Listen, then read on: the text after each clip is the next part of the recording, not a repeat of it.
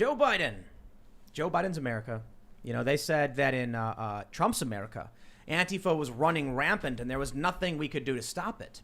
The media in Trump's America was defending Antifa, saying that they were just peaceful protesters.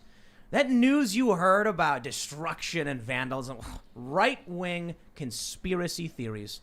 While there are some violent people, the protests were overwhelmingly peaceful. And then something happened.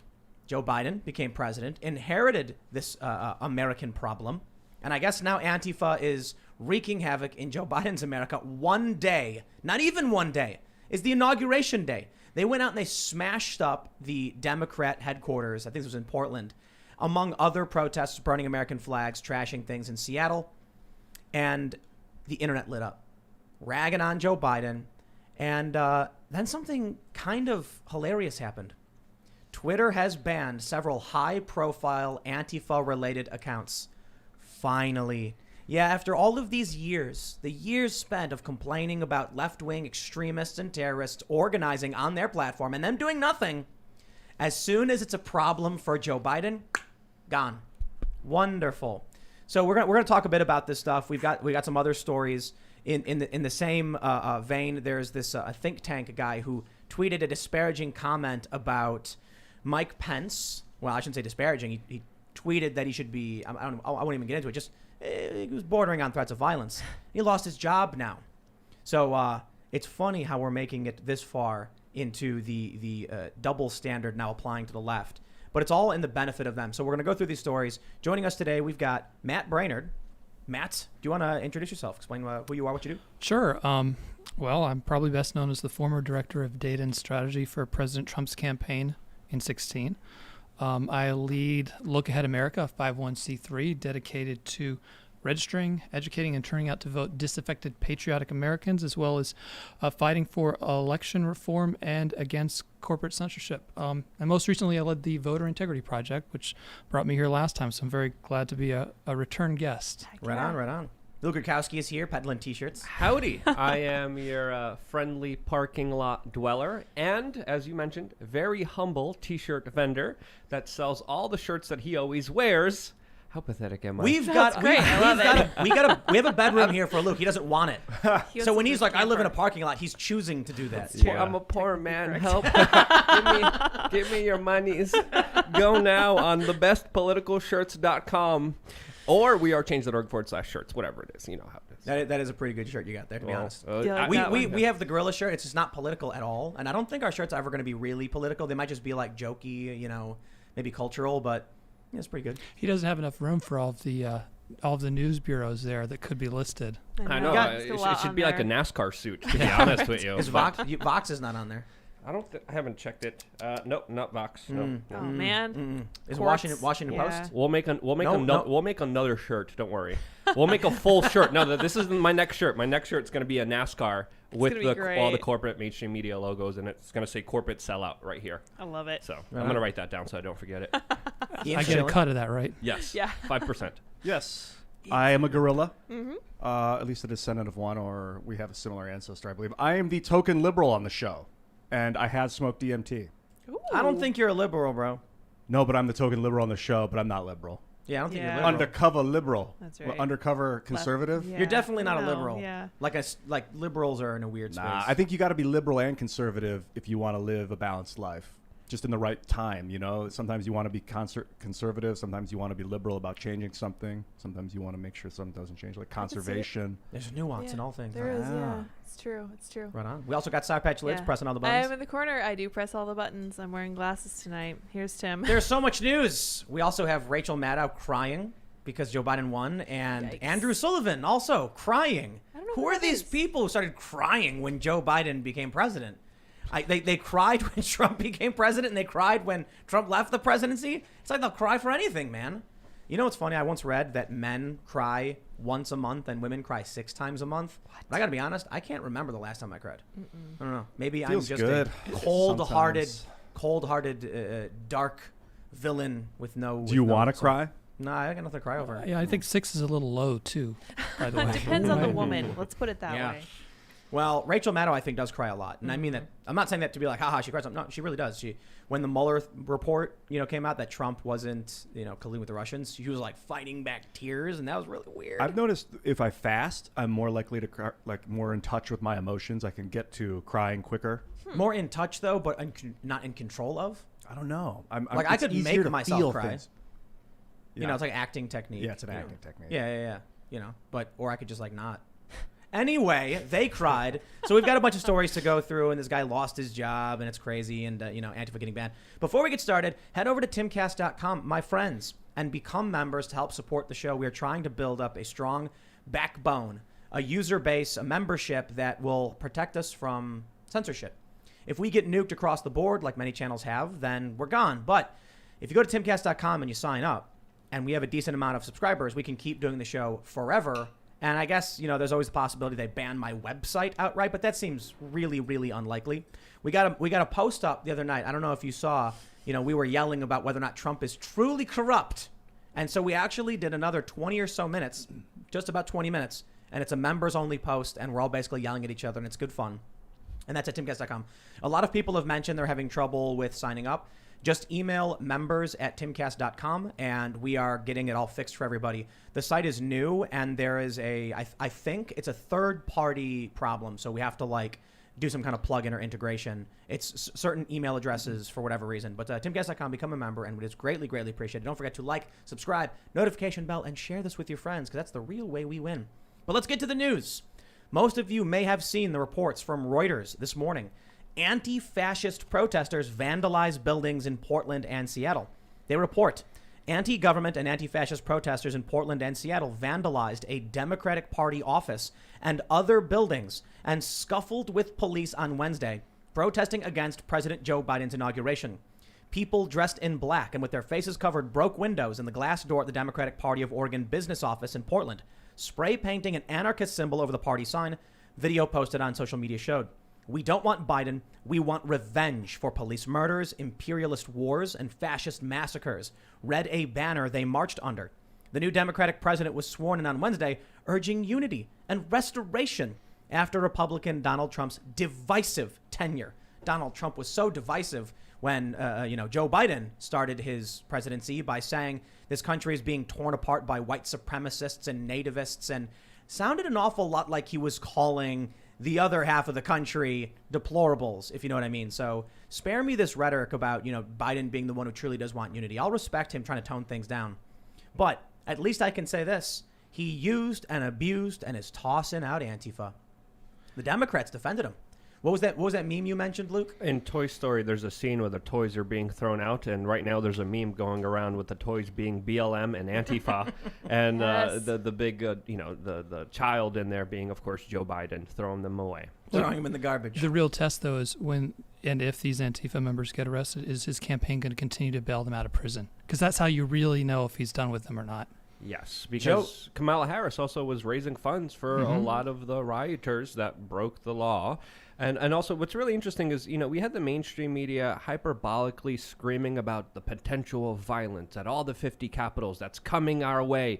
They were screaming about it at the highest decibel of annoyance possible. But now we do have violence, but there's a different kind of violence that just gets totally swept under the rug. No one's talking about this. What's going on here? It's ridiculous. Conservatives are aware of the double standard. And I'm sorry, but saying there's a double standard is pointless at right now. And the Republicans are more than happy to stand to attention for the Democrats to help them pretend to provide balance to their agenda. So Mitch McConnell with his, turtle smile, well, I'm eternally grateful for Joe Biden. And there you go. That's it. He stands up, he claps and cheers. All these Republicans are clapping and cheering. Yay, the Democrats won. And there's no one actually fighting for conservatives. No, maybe a couple people. And it's not even necessarily conservatives, but just against the left, you have this faux resistance. So what's happening now, in my opinion, and it could have gone either way.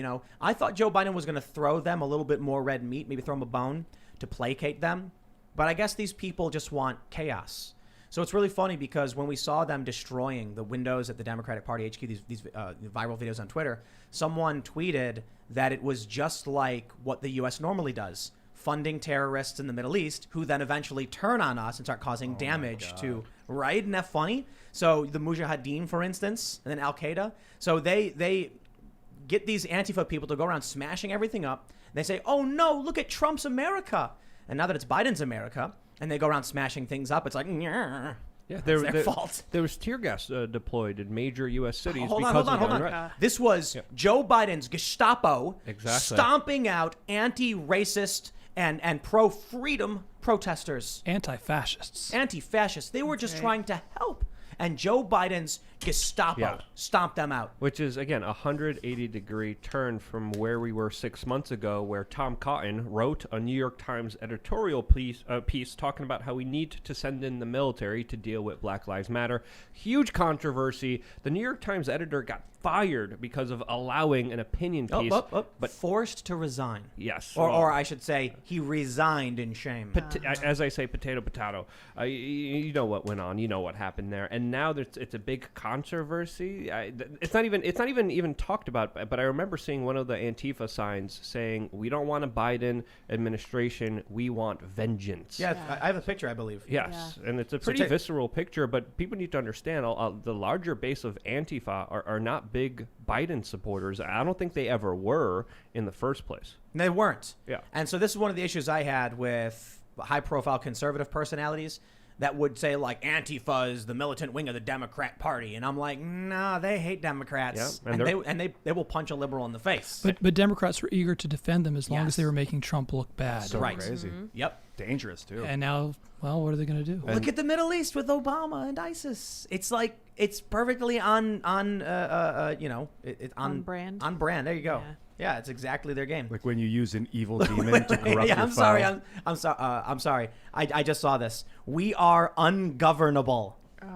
Literally, All right, technically listen. correct.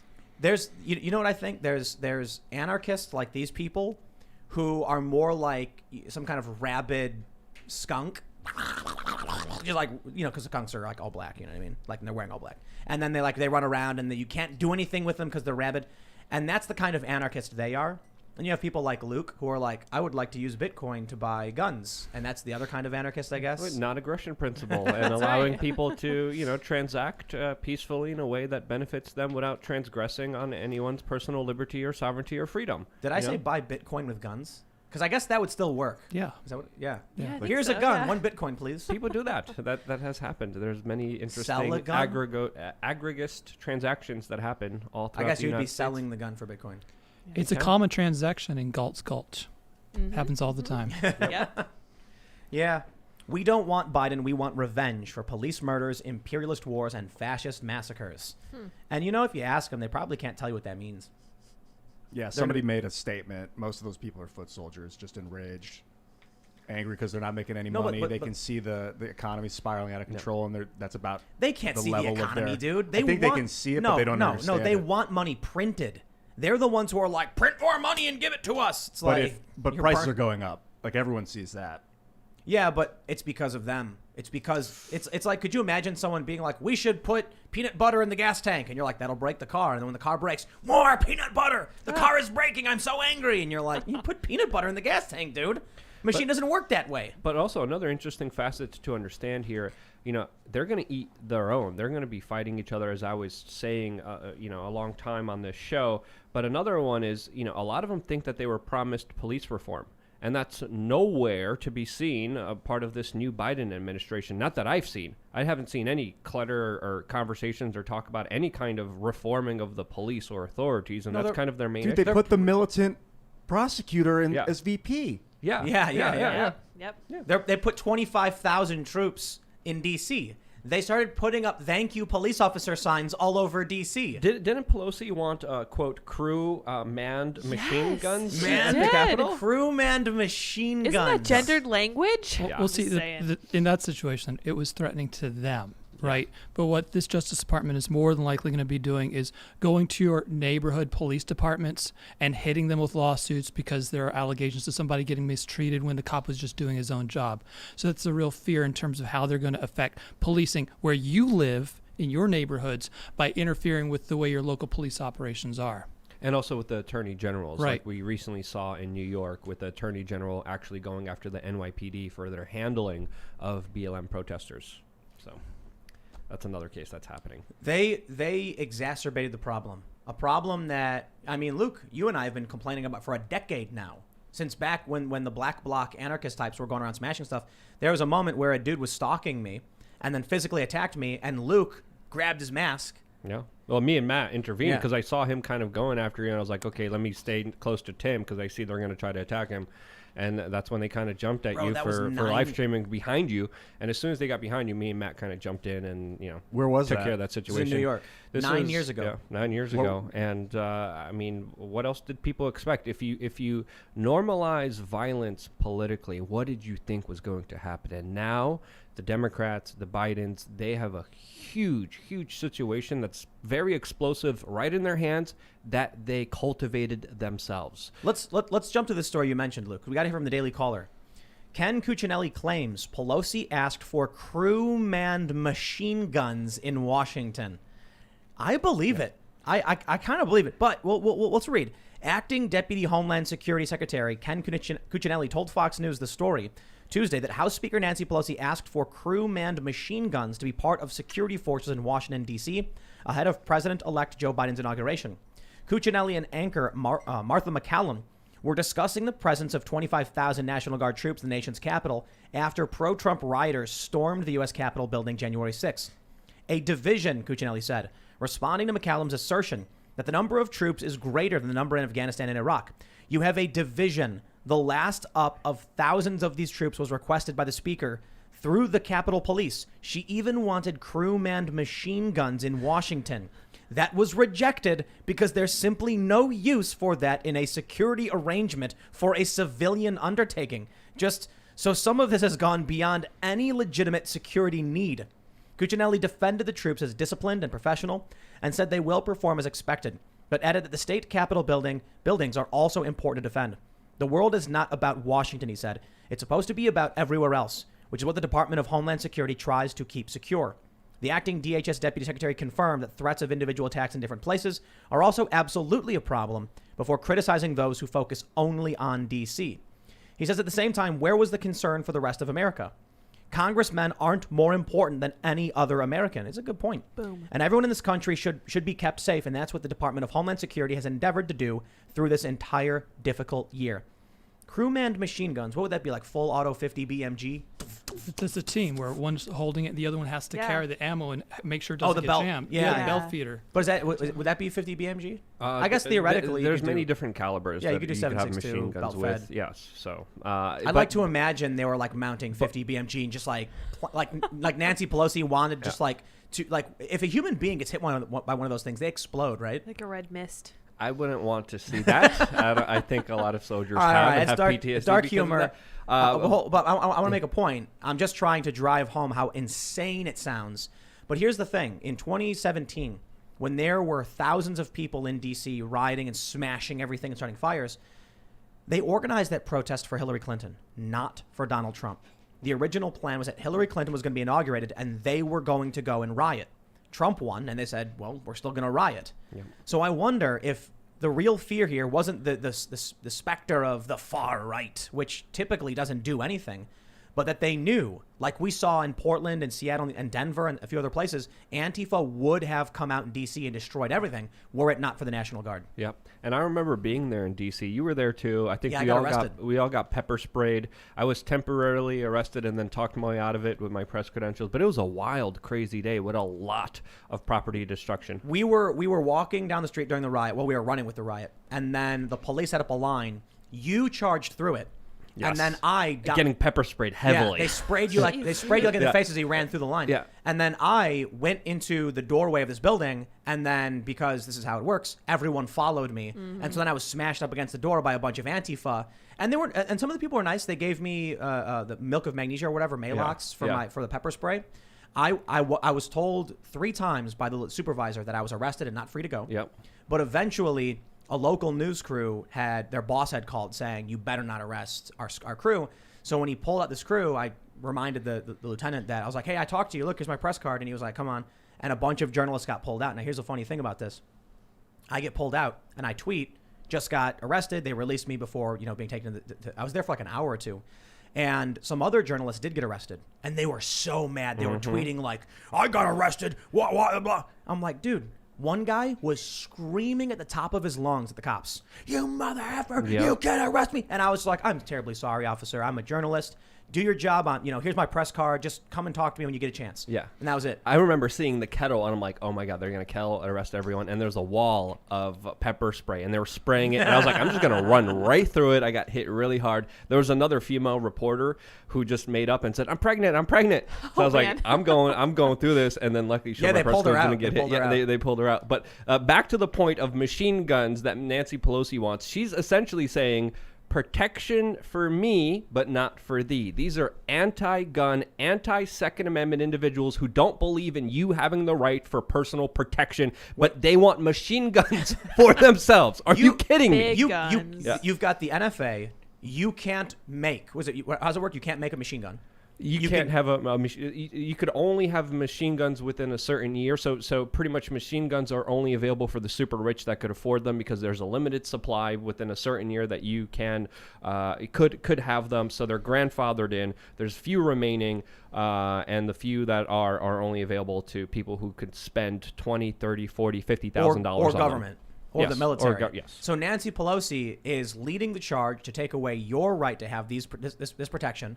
But she wants, of all things, if she said, I would like the National Guard to be armed with assault rifles, I'd be like, yeah, well, of course, the politicians get to carry guns. The politicians get to have security. But but think about it, too. Crewman machine guns But is they're above and beyond. they're impractical. When you're talking about crewmen machine guns during inaugurations, during big events when there's crowds, this is the least tactical weapon that you could have, especially in big cities with big crowds, because you're going to mow down a whole bunch of innocent civilians standing in the way that don't deserve to be killed. Civilian buildings. Yes. So it's just absolutely illogical and stupid thinking by Nancy Pelosi. It's because they don't understand that full auto isn't tactical. They think we have to ban full semi-automatic weapons, which for one, they've actually said that means nothing.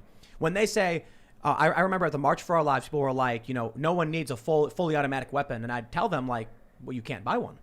And nobody has one except for like these really rare grandfathered and old machine guns. It's never used in a crime here. Yeah, nobody's carrying around a light machine gun in their truck or whatever to like it's a movie or something. Right. But that's what these people think. So here's what people don't realize. Now, I'm sure people can correct me if I'm wrong, but what you should be worried about, my understanding, is that a semi-auto is actually way more dangerous than a full auto for a deranged killer, because they'll spray off all their ammo and miss and then click, click, click. Whereas with semi-auto, they can go 1, 2, very, calm and precise. Or more importantly, when you have the military, it's sometimes better to do semi-auto or burst fire than full auto. Nancy Pelosi saying crew-manned machine guns shows they don't actually know how to operate a weapon, why, and what kind of weapon you would need for this certain circumstance. So should never be president. She doesn't understand military. She wanted the DOD, was it, to go do a coup against Trump like 2 weeks ago. She asked them to strip Trump from the chain of command. Well, she has no considerations for the citizens of Washington, D.C. Well, not just that, but think about it. It's much more nefarious than that, I think, because this was in reaction to what happened on the 6th, okay? Say what you will about the 6th, but we're in a country here where pretty much anybody can get a firearm. Pretty much anybody can get an AR, an assault weapon, anything like that. I don't remember seeing a whole lot of protesters brandishing, much less firing firearms in the 6th. So if this was a preparation for a reaction similar, this reaction was in preparation for what they saw in the 6th, which is calling for is automatic military weapons to be used on an unarmed population. This is what she thinks of the country, of the people, of the citizens. She is content with having 50 caliber military grade weapons aimed at them and ready to go. We added the 50 caliber part. Oh, okay. All right. You're right. You got me. Belt-fed, crew-manned machine guns. Yes. For guns that require multiple people to operate them. Let's go with that. That's what she thinks of us in the country. I'm surprised she didn't set up landmines all over the Capitol building. I mean, it would make more sense with the actual tactical defensive positioning rather than mowing people down with automatic machine guns. So it's beyond the people. Could you imagine? Look. I've been to Ukraine. I know I mentioned Ukraine a lot because it's a place I've been to, and there are still buildings riddled with bullet holes from World War II and Cold War conflict. And so I'm walking down the street. We went to the mall to get food. And then my friend is like, oh, look at that building. See all those holes? Yeah, that's machine gun fire. And I'm like, they never fixed it? No. I'm like, wow. I mean, it's a poor country, so they're kind of just like, what are we going to do about it? Right, and remember, under her leadership and the leadership of her party, we had members of in our Navy in hostile ports being ordered not to be armed, not to have ammunition in their firearms, taking their naval vessels into hostile ports, and they were attacked, and many of them died from that. Yet here at this inauguration, she wants What's the situation with the naval guy? I haven't heard of this. What happened? Oh, yeah. It was under the previous Democrat administration. They were prevented from having armed weapons as they went into several, hostile ports. And there was one case where that actually ended up, an attack ship came in. They weren't able to respond to it, and it detonated and killed a bunch of American sailors. What? Do you know where that was? I'm sure we can Google it or look it up. I can't recall. It was somewhere in the Middle East. That was Pelosi's. Well, that was when she was in Congress and her Democratic Party's leadership. They had the White House at the time.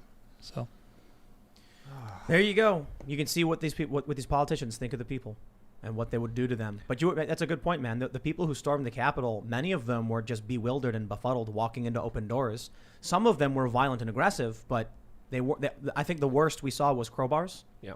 Well, I think there was one video with one guy brandishing what looked like a firearm within his shirt, but I don't think he took it out and was waving it around. But I think it's fair to say that the magnitude of the threat was wildly exaggerated for political purposes and political powers, and also for the media for ratings, views, clicks, with their kind of fear-mongering sensationalism that drove the headlines in. And now we have some violence happening. They don't care about it because it's the wrong people protesting. Hold on. No. No. Joe Biden was made to look really bad today. All right, when Antifa was trending on Twitter in Seattle and Portland, and they had to take action. So we got this tweet from Andy No. Breaking: Twitter has suspended several prominent Antifa accounts. The Base Brooklyn is one of them. The Base is an extremist bookstore in Brooklyn, New York, that has been used as an Antifa training center. 16,800 followers gone. We also have MF Jew M, the Jewish worker, 30,000 followers, gone. Revolutionary Abolitionist Movement, 11,400 followers, gone. And Rev Abolition NYC, gone. And I think these are just a few that Andy has highlighted. I'm sure there's a lot more. Yeah. And this is, well, like we mentioned earlier, they're throwing away what they don't need anymore. It's making them look bad. They need to get rid of it. And you know what? I'll say this. If they were advocating violence, if they were organizing violence, ban them. Get rid of them. If they were just tweeting stupid opinions, then I still think the censorship is bad. I don't care if it's the left or the right, but you know what one of the biggest problems with all of this censorship stuff is? There's a left-wing podcast that got nuked on YouTube. I'm not going to name them. And immediately, you know what I see? I see the libertarians, I see the free speech advocates, the anti-SJWs, all defending them, saying, hey, reinstate them. Yep. But then what happens when it's, say, Count Dankula gets mass demonetized? They go, ha, ha, ha, serves you right, but my private business. That's a problem. Yep. When you get a person like Count Dankula, who will act with honor and integrity and stand up for principle, and his adversaries will not, we are all at a disadvantage when we're fair and respect people and their rights to free speech. That being said, these people, I believe, were I wouldn't be surprised if they were organizing actual violence. They like to point to right-wingers, and they say, I see this on Reddit all the time, well, maybe you shouldn't send death threats to people and they wouldn't have deleted Parler. And it's like, dude, there was, I think, 60 posts out of hundreds of thousands just in like an hour period that were violent. Or I'm sorry, I should say there were probably millions of posts and 60 altogether that were considered to be like harsh death threats. So they nuked the entire company. Come on, man, that doesn't make sense. Twitter is loaded with extremist propaganda and calls for violence, and it's protected. So if you were to tell me that people on Parler were sending, death threats, whatever, I'd be like, oh yeah, it's a good thing they were banning them. But that's not everybody. And if you tell me Antifa was doing it, I'd be like, yeah, are they going to ban them? And then they're going to cry foul, and they're going to start saying, we're the free speech activists to defend our free speech. The one thing I really love about all this stuff is when I see the tweets from the leftists, and they're like, we're all the free speech warriors now to complain about the censorship of those criticizing Israel. And I'm like, bro, we've all been defending your free speech too the entire time. And when it happens, we always speak up about it. And then when it happens to us, they laugh. So what do you do? I even remember arguing with them years ago when people were being banned independent media, people on the right, and they were celebrating it. I'm like, you guys don't understand. The hammer is going to come after you very, very soon. Here it is. It's only going to get worse. And this is what happens when you cheer on for a few small select individuals to have the ultimate power of controlling speech. It's a huge power. It's going to be used and abused. If you're standing in the way of the cogs of the machines, if you're not in the right position, if you're not reiterating the right talking points at the right time, you're going to be axed no matter who you are. And it's coming everywhere. I think it was Glenn Greenwald who said it best. I think it's his quote, that if there's any group of people that fails to learn from past mistakes, it's liberals advocating for censorship, because it always recoils back on them. And it's true for Antifa now getting nuked. They were all cheering for it. Well, goodbye. When you talk about censorship and Antifa violence, it's like a demon that is like, free me and I will destroy your enemies. Yep. And you're Genie in like, the bottle. all you have to do is release me from these chains. Trust me. Yes. And you're like, That's I Mark Zuckerberg. trust you, No, demon. it's- And then you release the demon, he kills your enemies, and then he kills you. Yeah. It's like He comes after you know. Thank you, idiot. You ever see Aladdin when Jafar wishes he's a genie, and then they did the part 2 for like straight to home DVD. Jafar's a genie now, and he's like, "Wish me free." It's like, yeah, you're evil, and if we unleash this, you're gonna hurt everybody. But you know what, man? Some people don't care. Or they don't know. No. They're ignorant, You know what a it lot is? of them. It's the One Ring. It's I've been watching a lot of Lord of the Rings lately. Antifa was Boromir, right? And he's like, censorship is a gift. We should wield it against our enemies. You can't control it. No one can. That's exactly what happened. And they didn't get it. And now they're getting nuked. But I think a lot of them is ignorance. So we can, just spread the knowledge about the danger of censorship. That helps a lot. Not everyone's malicious. A lot of people are ignorant. I saw a cartoon today where it's 4 guys in a boat and 2 guys are on one end bailing the boat out because there's a leak at the other end. And the other 2 guys at the other end of the boat are like, haha, well, I'm glad, this isn't affecting us. Oh, because it's raised up, right? Yeah, exactly. Yeah, they're like Yeah. floating and the boat's sinking. Yeah. Yeah, that's That's fine, the world yeah. they seek to create. But I'll tell you what's interesting about this. So I'll just show you this real quick. This is literally what Antifa is doing today. We mentioned this in the previous segment. We don't want Biden. We want revenge. And there's what looks like, is that an AK? Yeah. It looks like an AK. I could be Yeah. wrong. But this the organization, The Base, is based in New York. They have a public-facing website. All this information is readily available in public. They have their open hours.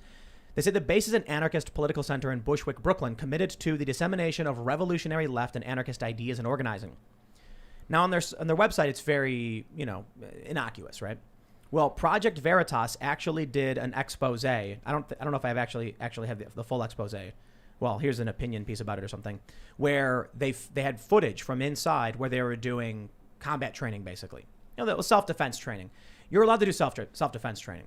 Totally acceptable. I took a kung fu class once. That's right, I did. We had to fight with the sticks. It was really cool. Ooh. Long time ago. Boken? No. It's called something else because there's 2 of them and you hold them like that. And we did this they do this really fast, fighting stuff. So that's fine. But there is an issue when you've got advocacy for violence, when you've got evidence that these groups in New York have been violent, and they're teaching people about revolutionary ideas, and they hold extremist views, and then they train for violence. You add all those things together, and I wouldn't be surprised if they're posting really, really bad stuff that's going to get them banned. Wouldn't it be good though if we knew what they posted that they got banned for? Yeah. Yep. Like I've maybe it was innocuous, maybe it was something that crosses the line. I mean, we have no idea. It's always the mystery with these guys. There's no transparency in the banning process. And that is a problem, and that's why I typically am opposed to it no matter what. Well, But I guess you got to draw the line if they're saying like go do a thing. You know what I mean? sure. But we should at least know what they said and to have full transparency and accountability from these big tech networks that are literally having the most important power in the world, destroying anything that could be made up. It's such a catch-20. I don't know if it's a catch-22 or it's just a hard situation, because if they said something that's going to radicalize people, they want to prevent people from seeing it. But if they prevent people from seeing it, then we can't verify that what they did was wrong. Well, Exactly. the problem is that they shouldn't get to choose what is going to radicalize someone. Every idea should be held equally valid unless it's explicitly calling for violence against someone. So every idea should be out. Well, and if it was actually calling for violence, that's not actually legally protected speech. Exactly. Either. I mean, because the law is pretty clear. In fact, actually, if I can jump in here and say something about this problem. I actually came here tonight with the solution to this problem. Solution. A solution to tech Solutions. censorship. We don't talk about that. Yeah, all we do is complain. It is. I agree with you. It's much easier to complain, but I have the solution. I brought it with me to tech censorship, to deplatforming, to getting blacklisted by financial firms, and it's very simple. We have to sort of look, where do we have strength still? Because the Senate's gone, the House is gone, it's in the control of progressives. We don't know where the Supreme Court is, but where we still have a lot of allies and people supporting us, in fact, in a majority of the state legislatures. So I believe that the solution is state legislation that prevents the state and any government within the state, that's counties, cities, etc., from engaging in business with the social networks that censor, with tech companies that deplatform, with financial institutions that blacklist people. Because, look, we kind of agree, we're all on the side that it's your company, you run the social network, you can decide who's on it and who isn't, right? But you're not entitled to tax money paid by people who you are deplatforming, whom you're getting fired, whom you're throwing off your service and blacklisting and taking away their bank accounts. So the solution is for citizens, you guys out there, to lobby your state legislatures to say, we're not going to give any business to any one of these companies that does this. We're going to divest our pension funds, our rainy day funds from companies that engage in this behavior. And either if you're going to get a government contract, you're going to embrace the First Amendment, and you're not going to deplatform people for legal speech, constitutionally protected political activity, or gainful employment. So the way to get where we're going is basically to get these state governments on board. And one of two things going to happen, okay? 1, 2, 3, 5 states agree to this type of legislation. Either the Amazons, the Twitters, the Facebooks are going to say, okay, we are not going to censor legal speech. Or they're going to say, screw you guys, we're going to do what we want. And suddenly there's a space for companies that do embrace that to go after those government contracts, to go after that money. And that's how we create this parallel alternate ecosystem of financial companies, social media, and technical companies who embrace the First Amendment. These government contracts would be the seed money to create this ecosystem. So basically, the bottom line is the state of South Carolina, Texas, Oklahoma, all of these states where we could potentially pass this legislation, say to Amazon, to Twitter, to Facebook, look, you're not getting another penny from us. Or to Citibank, you're not going to kick these people off your platform because you disagree with their political ideas and continue to do business with us. So they'll have to make a choice. And them saying no creates a space for these new companies to emerge that do embrace the First Amendment. What kind of money do states send the way of Amazon and Facebook? Well, marketing budgets is one thing on the socials. Now, that's not particularly huge, but what is much more significant is their pension funds and rainy day funds being invested in these companies, as well as so many government services are dependent on contractors that use services like Amazon Web Services and those other companies that discriminate, that kick Parler off, right? So, if just South Carolina or just Oklahoma did it, maybe it wouldn't get their attention, but you get like half the states in the country doing, those are billions and billions and billions of dollars that either they're going to have to change their policies to accept or give up. And that becomes the fuel for their new competitors who embrace the First Amendment to get that seed money so they can grow and compete against them. And look, like I said, they're entitled to run their platforms, I suppose, how they want, but they're not entitled to tax dollars paid for by me, whose rights they're denying, whose rights of free expression and political activity and gainful employment they're denying. So this is how we fight back. And I guess I'm going to plug this, but Look Ahead America, we're going to train people next Wednesday online, as many as 3,000 people, on how to do grassroots lobbying, how to lobby your legislature to get them to pass legislation like this that says, look, Facebook may kick you off, but they're not going to get any of your tax money for advertising or marketing. AWS may kick your Parler off, but they're not going to get any contracts for running the state's Medicare and Medicaid programs if they're going to deplatform you. So the moment there is a legitimate legal challenge saying I was unjustly removed from this platform due to my protected speech, then the state ceases all contracts and tax expenditures going to these companies. Well, it'll be like a year period where they get to disentangle from any entity that does not agree to basically fulfill, allow people to have free legal speech without censoring it. And there's, it's every state has its different legal peculiarities, but we have these are the policy objectives. Very clear and simple. You get a state legislature to turn them into the state's legislative council. It becomes legislation. It goes through hearings, amendments, etc. But this is how we fight back. Why don't we just have the state legislatures pass laws saying you can't ban people for illegal speech? Well, they tried that in Florida, I believe. It didn't go anywhere. But why not just actually get it done? Because this is, I think, easier because the state can control who it does does contracts with. You may recall the state of California banned all travel to other states that did not support bathroom laws. Yeah. The federal government, other states also have riders for all of their contracts that force them to accept rules that are not part of civil rights legislation, but sort of extend it. So this is common in government contracting and very powerful tool for reform. And it's just a lot easier than saying, hey, social networks can't ban it, because then it becomes a federal matter, whereas the states control who they're going to spend with and who they're not going to spend with. Yeah, we saw Poland recently propose legislation that would heavily fine social media companies for censoring legal speech. So that's also another aspect of it. But this is interesting because many Silicon Valley companies are looking to leave California, that tax-filled, amazing place that has a lot of homeless people. Because of the unlivable conditions, these companies are looking to reposition themselves. So this could be an opportunity to have local jurisdictions kind of step up. I think, do you have high hopes of of this being able to be organized? And what other ties do local jurisdictions have with big tech that could be affected here? Well, look, all of these big tech companies have offices in every state capital. Why? It's because they're going after state government contracts. These are hundreds of billions of trillions of dollars in state, city, county spending.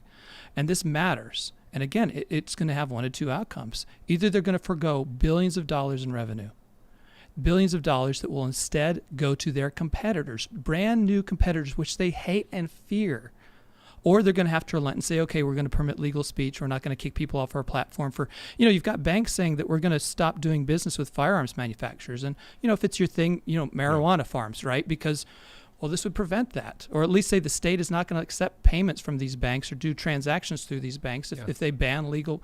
It's very simple. Whereas when you start banning like the behavior, or you say a social network can't ban legal speech, you get into interstate commerce issues, and this maybe that company's located in another state. You're going to cut off internet traffic. It becomes very complicated. Whereas this is very clean cut, and I have high hopes because look, we've got a lot of people with a lot of energy who want to do something and want to make a difference and are fed up with this problem. Becoming a grassroots lobbyist, becoming an activist. This is what the left has done for so long, and they've had tremendous success with it because they were patient with themselves, the time it took, and because they were determined they didn't give up. I know that there are at least a third to half of the states in this country that would eagerly pass some form of this legislation. It's just that it has to get pushed, and nothing moves in politics unless it's pushed. So it's dependent on these folks out here to allow my organization, Look Ahead America, to organize them, to guide them, and to train them on how to do this and how to actually make it happen. Because we can talk all day about all the problems in the world, but we've got enough talkers. Tim does a great job. We don't need more talkers. We need more doers. We need more people doing it and lobbying their state legislature and getting in their faces on it. And the one thing that we're trying to do especially is building culture. So I've often talked about I'm just a guy complaining on the internet. And so that's why for a while we've been talking about doing this vlog where we'll start actually doing things. And that's why we're working on timcast.com, because I'm like, I can't just keep sitting here complaining on YouTube. It's ridiculous. It's okay to be a talker sometimes. But there's going to be balance. Talkers. There's balance, right? There is a balance. So it's going to be yin yang. We're going to do the stuff where we're like, this is bad stuff. And then we're going to be like, let's make things and have fun and inspire people to do stuff and get them into, I'll put it this way. We talk about it all the time. The left will play video games and they'll live stream Twitch. They go on Twitch, they'll play video games. Which I'm doing later tonight, by the way. Ooh, but nice. I'll talk more about it later. While they're playing video games and these young people are watching Minecraft or whatever, they're talking leftist politics. And it works. And that I won't be Twitch, doing. now, because Twitch is dominated by the left, they ban people for even a moderate opinion. You're gone. So what we need young people who are looking at cool, interesting things, getting cheered on, be it skateboarding or music or, firing guns at the range, just fun stuff, Demolition Ranch style stuff. The kids get excited by it. And then, what do they see in the background? A Gadsden flag. So then when they try and claim the Gadsden flag is a symbol of white supremacy, they go, nuh-uh, that skateboarder guy's got one of those. That's crazy. I won't believe it. I like that guy. He's cool. When they tried claiming that PewDiePie was a white supremacist or whatever because he said some stupid words and made some stupid jokes, all these kids were like, no, he's not. You're lying. And then all of a sudden you have these little kids who are like, the media's lying. They're lies. And then I remember the story, Jake Tapper said his son calls him fake news. But think about how powerful it is. They realized this. This freaked them out. Yeah. And then all of a sudden the censorship went nuts because it was several years ago. Jake Tapper said when my kid gets mad at me, he calls me fake news. Wow. Where does that kid hear that from? Yeah. He heard it from the likes of PewDiePie. They went after PewDiePie hard. He heard it on YouTube. They started going after YouTubers and purging these channels and getting rid of them. So you got to find a way to share your ideas, have them be peripheral to what you do, but inspire and create. And then, honestly, what you're talking about as well, the legislative angle. But I will say, as much as I think you are 100% correct and people need to focus on that too, one of the problems I think is conservatives go at a legislative angle, whereas the left owns the culture. And then because they own the culture, they control the kids grow up and they're always left. Now Gen Z is the first generation to be slightly more right than it's the because of previous the generations. internet. Like Hollywood not. is very left. I was in that. But it's not because of the internet. It's because it's a big part of YouTube. We balanced it out a lot. It was very far left in the 90s. But it's not because of the 2000s. internet. This is actually really obvious. In the 2000s, there were several studies done on the political ideology and children. And they found that conservatives were having 2.01 children and liberals were having 1.7 children. Just a numbers What game. happens when you add 20 years from when those studies were done? You now have the next generation, Gen Z, leaning a little bit more conservative. Why? Conservatives had kids more often than liberals did. It's actually very, very simple. Now, YouTube, internet, all that stuff plays a role for sure. If you're not inspiring young people, then you end up with kids snitching on their parents because their parents were seen at, the Capitol or whatever, which is what happened. And like a liberal dad doesn't necessarily have a liberal kid. Like Tapper, for instance, super liberal. His kid's apparently not. That's His true, kid too. sounds like awakened. So I found Hollywood dominated culture in the 90s, 2000s. I mean, honestly, way back to since the 30s. And they are just, you have to shut your mouth and play the game to live in that industry. They will fire you in a heartbeat. And as soon as the internet came around, I realized, dude, I can say whatever I want and I can make a living. This is like next level. Well, that's why. Yeah.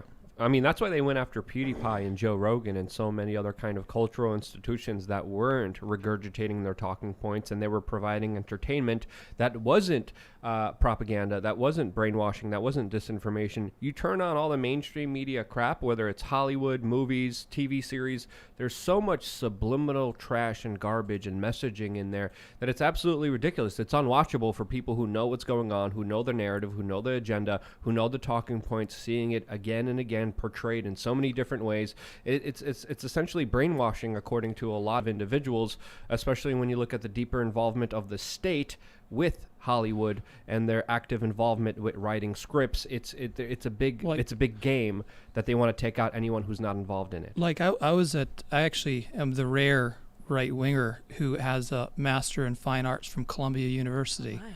And I can tell you that my time there, the ideological persuasion of the vast majority of those was far, far, far left, or don't really care about politics but go along to get along with the left. Mm-hmm. And you think about who's the producers, directors, writers, as you're saying, in Hollywood, like almost every show you can get on Netflix, Disney Plus, Hulu, etc.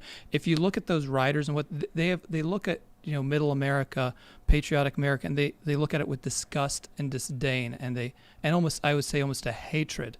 And that's who, basically, anytime you put your kid in front of the television, that's who's feeding them. And this is why I think there's a shift, is because who's really competing with Netflix right now, and mainstream channels on television and primetime TV is video games. It's Call of Duty, is Twitch streamers. That's the competition, and that's an environment that doesn't lend itself so easily to subtle left-wing manipulation and cultural brainwashing. Well, Twitch is dominated entirely by far left, hardcore tankies and full-blown communists. And if you look at the previous Call of Duty, not this one that just came out, the previous one had so much crazy, insane Russian propaganda, Syrian chemical warfare, and WMDs, all of it pushing, of course, the mainline neoconservative messaging of we need more war, we need to fight Russia, we need to stop Assad. All of it was directly involved in it on such a sickening level. It was crazy to watch. I live streamed that game because I was surprised to see all the pro-war messaging. Sure, but it's not. I want to make a point though. It's not quite as convincing and brainwashing as, say, any typical left-wing show in the 90s if you're just sitting there shooting people in Call of Duty or something. No, no, I'm no, just no. saying it's not as In doesn't Call have- of Duty, you literally were a child that was suffering a gas attack by the character that was clearly Bashar al-Assad, and you were a child trying to sneak away from the Russians that were killing your mom in front of you. So that type of level of propaganda, holy cow! I mean, But- it has an impact on children who are just Well, thrown. would you rather your child do that or watch Either are Gossip bad. Girl? Well, games are more kind of immersive. People put themselves in games and even put on diapers because they don't want to leave that kind of entertainment realm. In Japan, But listen, So they're both bad. I think. there's listen, literally okay. AA meetings in Japan against gaming. Sure. I got no problem with gaming. But you mentioned Twitch, and I'm pretty sure the biggest Twitch streamer is like a hardcore socialist. I who's guess advocated for violence in a video game. In a video game is what he does. He'll be Sure. like he'll literally call to action and go in a video game, because he knows it's not a legal defense, but he thinks it is. And Like- so like you guys should go fill in the blank. we in need a to video go game? do this right now in a video game. Yeah. Oh wow, it's It doesn't insidious. work. If they wanted to go after him, they would, but it's I ridiculous. agree with you, Listen, Matt.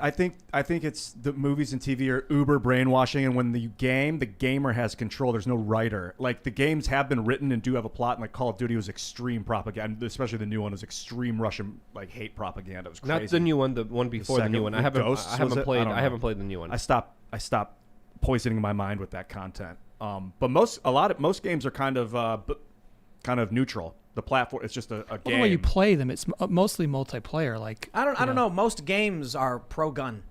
That's for sure. Yes. First person shooter is a freaking genre. It's not that like First person shooter. Grand And then Theft we have- Auto. Do you remember that Christchurch shooting in what was it, New Zealand? New Or Zealand. they were live streaming it with a head cam, and then people like overlaid it and made it look like a Doom game, and like we're getting kill counts and stuff. that's messed Yeah, up. Dude. Yeah, first that's person horrible. shooting is highly training us to become killers. it sounds like we're gonna get a LAN party going here because we've got the Okay. desks. We have Just high speed think internet. about Yeah. even going back to Mario. Mario literally jumped on and crushed turtles with his and he feet, ate mushrooms, bro. and he Oh, punched snap. bricks. I'm gonna So need there's a like- Muscaria. Video games, there's violence is a strong component. And there's there was always a big push from leftists to make what they called walking simulators, games where the goal was not to do anything violent, because they were like these SJWs were complaining, why is every video game going to be violent or whatever? But I'll tell you, these kids are growing up playing, you name a video game, and like most of the big ones are guns. Like Destiny, right? You ever play Destiny? It's like you're a space guardian and guns. You shoot aliens with guns, and lots of different kinds, and rocket launchers and first-person shooters, man. But also third-person shooters. The Division. What's the Cyberpunk? It's all about beating, punching, and shooting. I was playing Red Dead Redemption last night with Adam Krigler. Soy Jesus, shout out. We'll be playing again later on tonight. And I was like, after I got done playing, I was like, how come there are no Native Americans that just like attack you and that you just mow down? And I think that they specifically chose, it's like the Old West, but they specifically chose not to introduce that kind of violence into the game. There's a lot of I don't know, violence that in the game's game. like- but you there's can, no like- natives. I haven't seen any Native you can Americans. like kill somebody and drag their body and hide it. Just walk up to Well, them. Yeah. I remember not so long ago, Republicans were trying to ban violent video games because Yeah. they said it would spur on, school shooters. But there actually have been some studies citing how violent video games help people become less violent. They vent. Yeah, so they're able to vent and express themselves and do really silly things like they do in Grand Theft Auto, and it usually, according to some studies, leads to more harm reduction. Like they're kind of metaphors for like aiming and throwing a ball at a moving target. Like Yeah. it doesn't have to be shooting and killing a human when you're attacking a character. It's just more like representative of like building up your twitch skill, your ability to turn and fire. There's no actual. I remember Penn and Teller's show BS on Showtime. I think it was Showtime. They did why the idea that violent video games makes people more violent is total BS. And they took this kid who was, I don't remember what video game he was playing, but he was like one of the top gamers in a certain game. And they gave him an actual pulse fire, AR of some sort. And he's this little kid. I don't know how he's Fire? like, yeah. I gotta look that up. Yeah, like it fires 3 rounds with one trigger pull. Burst fire. Burst fire. Sorry. I'm thinking I was playing Destiny, and Destiny has pulse rifles. Like, Nice. oh, they fire 3. Burst fire. And the kid pulled the trigger one time and started crying. And they were like, this kid plays video games all the time. He's one of the best at this first-person shooter. And then they actually, said, all right, let's see if you can. They wanted to see if the kid could actually hit the target, if he was going to be accurate, more accurate, like the video games were training him. And instead, he got shocked by like the recoil and then started crying. Yeah. And then they had Didn't to take that him happen away. to a mainstream media journalist that went shooting for the first time, Yes. and then he was shocked and Said scared? it was traumatized. Traumatizing. He got PTSD. Yes, I mean Yeah. it's utterly What was he insane. firing? Something An AR, tiny. just an AR. No, that's crazy because we were out in the range and we had a 5.56 and a 308, and we were all laughing, firing it. Some little kid shows up with a Mini 14, and he was way better than all of us. And he was how old is that kid? Like 12? I don't remember. I wasn't there. Oh, that's right. I You was weren't there. sleeping in. Yeah, so I'm like, oh man, none of you were there. So it's like 12-year-old kid shows up with his dad, and his dad's training him, and so they're very precise, and the kid was really, really great. We're all having a good time. I fired the 308 a couple times. We fired the 5.56, and I was like, wow, that's impressive. Then recently we fired some buckshot and some slugs, and the recoil was way more. So, and if this guy is gonna fire an AR, which I can imagine was probably like a 5.56, That's a and then 5.56, yeah. claimed he got PTSD from it. Heaven forbid the dude ever hunted a turkey, because the game load in the 12 gauge has more recoil. And this guy's like, I got PTSD from firing this. Are you kidding? Soy I boy. feel like we're talking about two different types of mental brainwashing. One is the actual physical act of killing, so it's like a violent movie or a violent video game. The other is the propaganda aspect of the movie or the video game, like the writing of it. And I think that movies and video games both have that violent like action. I don't think that type brainwashes thing. people at all. What, the writing of a movie? No, that's different. What I'm saying is we've seen studies that show violent video games don't make people more violent. It's just not true. But you can make people, like Luke was saying, you play as a small child crawling away as Russians running in Dude, just for no reason You don't kill think your that family. there's something to like what's the Grand Theft Auto just running up and pulling someone out of a car and throwing them down to like No. all this street Has violence? anyone these ever days? done that? No. No, Well, there's all nobody's this doing street that. violence, like No, come on, dude. unprecedented amounts of street violence in the United States in the Yes. last 5 years, 6 In the years. last, well, no, that's actually not true. it's like Crime has been going way down until this past year, Until, like, the last until year. COVID, and then people are angry, penned up in their homes, and they go insane. I don't know, man. And Just police and officers police are being stepping defunded. back a little bit. Yeah. Yeah. to They don't say wanna- that there's no connection between violent video games and violence, I think is extreme. They've done studies. But it's like well, it's, I've it's a experienced knee-jerk. it firsthand. When I play a game, I start to think like the game. When have you ever gotten out of your car and then just brutally I have self-control, but I've driven and thought like, ooh, there's a green van. I Bro. want to pull the driver out of the driver's seat. You Like, it realize that's goes through you my mind. sounding crazy. And I'm a normal dude compared to No, like some no. kids that don't know their That's not parents. normal. Dude, I had I've a good. never wanted I was to raised get out in of like my a car. safe environment. I've never wanted to get out of my car and just No, I beat didn't someone. want to. I had the impulse to do it. I've never had an impulse to do that, bro. Well, you don't play games as much as I do. Dude, I used to play GTA all the No, time. I used to Tim, play. let me tell you what Destiny all the time means means when you're talking about gaming. Do you wake up at 8 a.m. and Bro, play until what- 7 a.m.? Yes. 5 days in a That's a row? lot. Yes, In his dude. defe- you in- have It's a no lot. idea what you're talking about. In his I used to play defense- video games, sun up to sundown.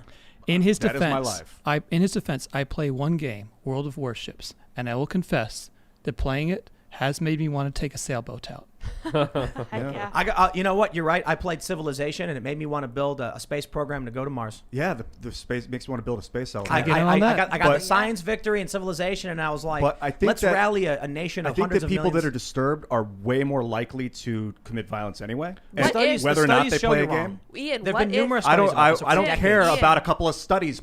What? what if some people are more suggestible than other people? That's for sure. And it's possible that we should take that into What if- account. Yeah. What if and if Luke and certain I are people sitting here get a hold of those referencing- games, it could make them No. training even And crazy. here's the funny thing. Like, I just referenced there was a show from Penn and Teller where they debunked the whole thing, and Luke mentioned studies have already been done showing it's not true, and Ian's sitting here going, I don't care because I Dude, believe I it don't. is. So you have a few studies. And you have pull 'em nothing. up. You have literally I have nothing. personal experience. Ian, You let me I give you- watched them put the Doom overlay over the first-person shooter, dude.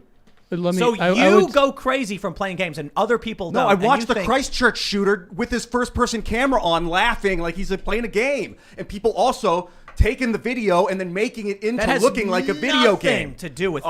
You have sorry, you have Well, nothing to back I- up I anything would- you're saying as per usual, I- and you think this Oh, come justifies on. your I position. would make a point, though, that you might actually agree with in the way that they do reduce it.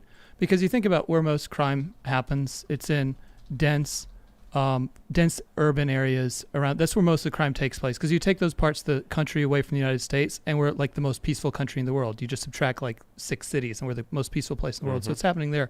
So if you think about well, crime occurs over a period of time, and it's when these individuals who are inclined to commit crime are inclined to commit it, and they can be doing one of two things with their time. This is kind of goes back to the midnight basketball theory, right? But I think it's a little bit more practical.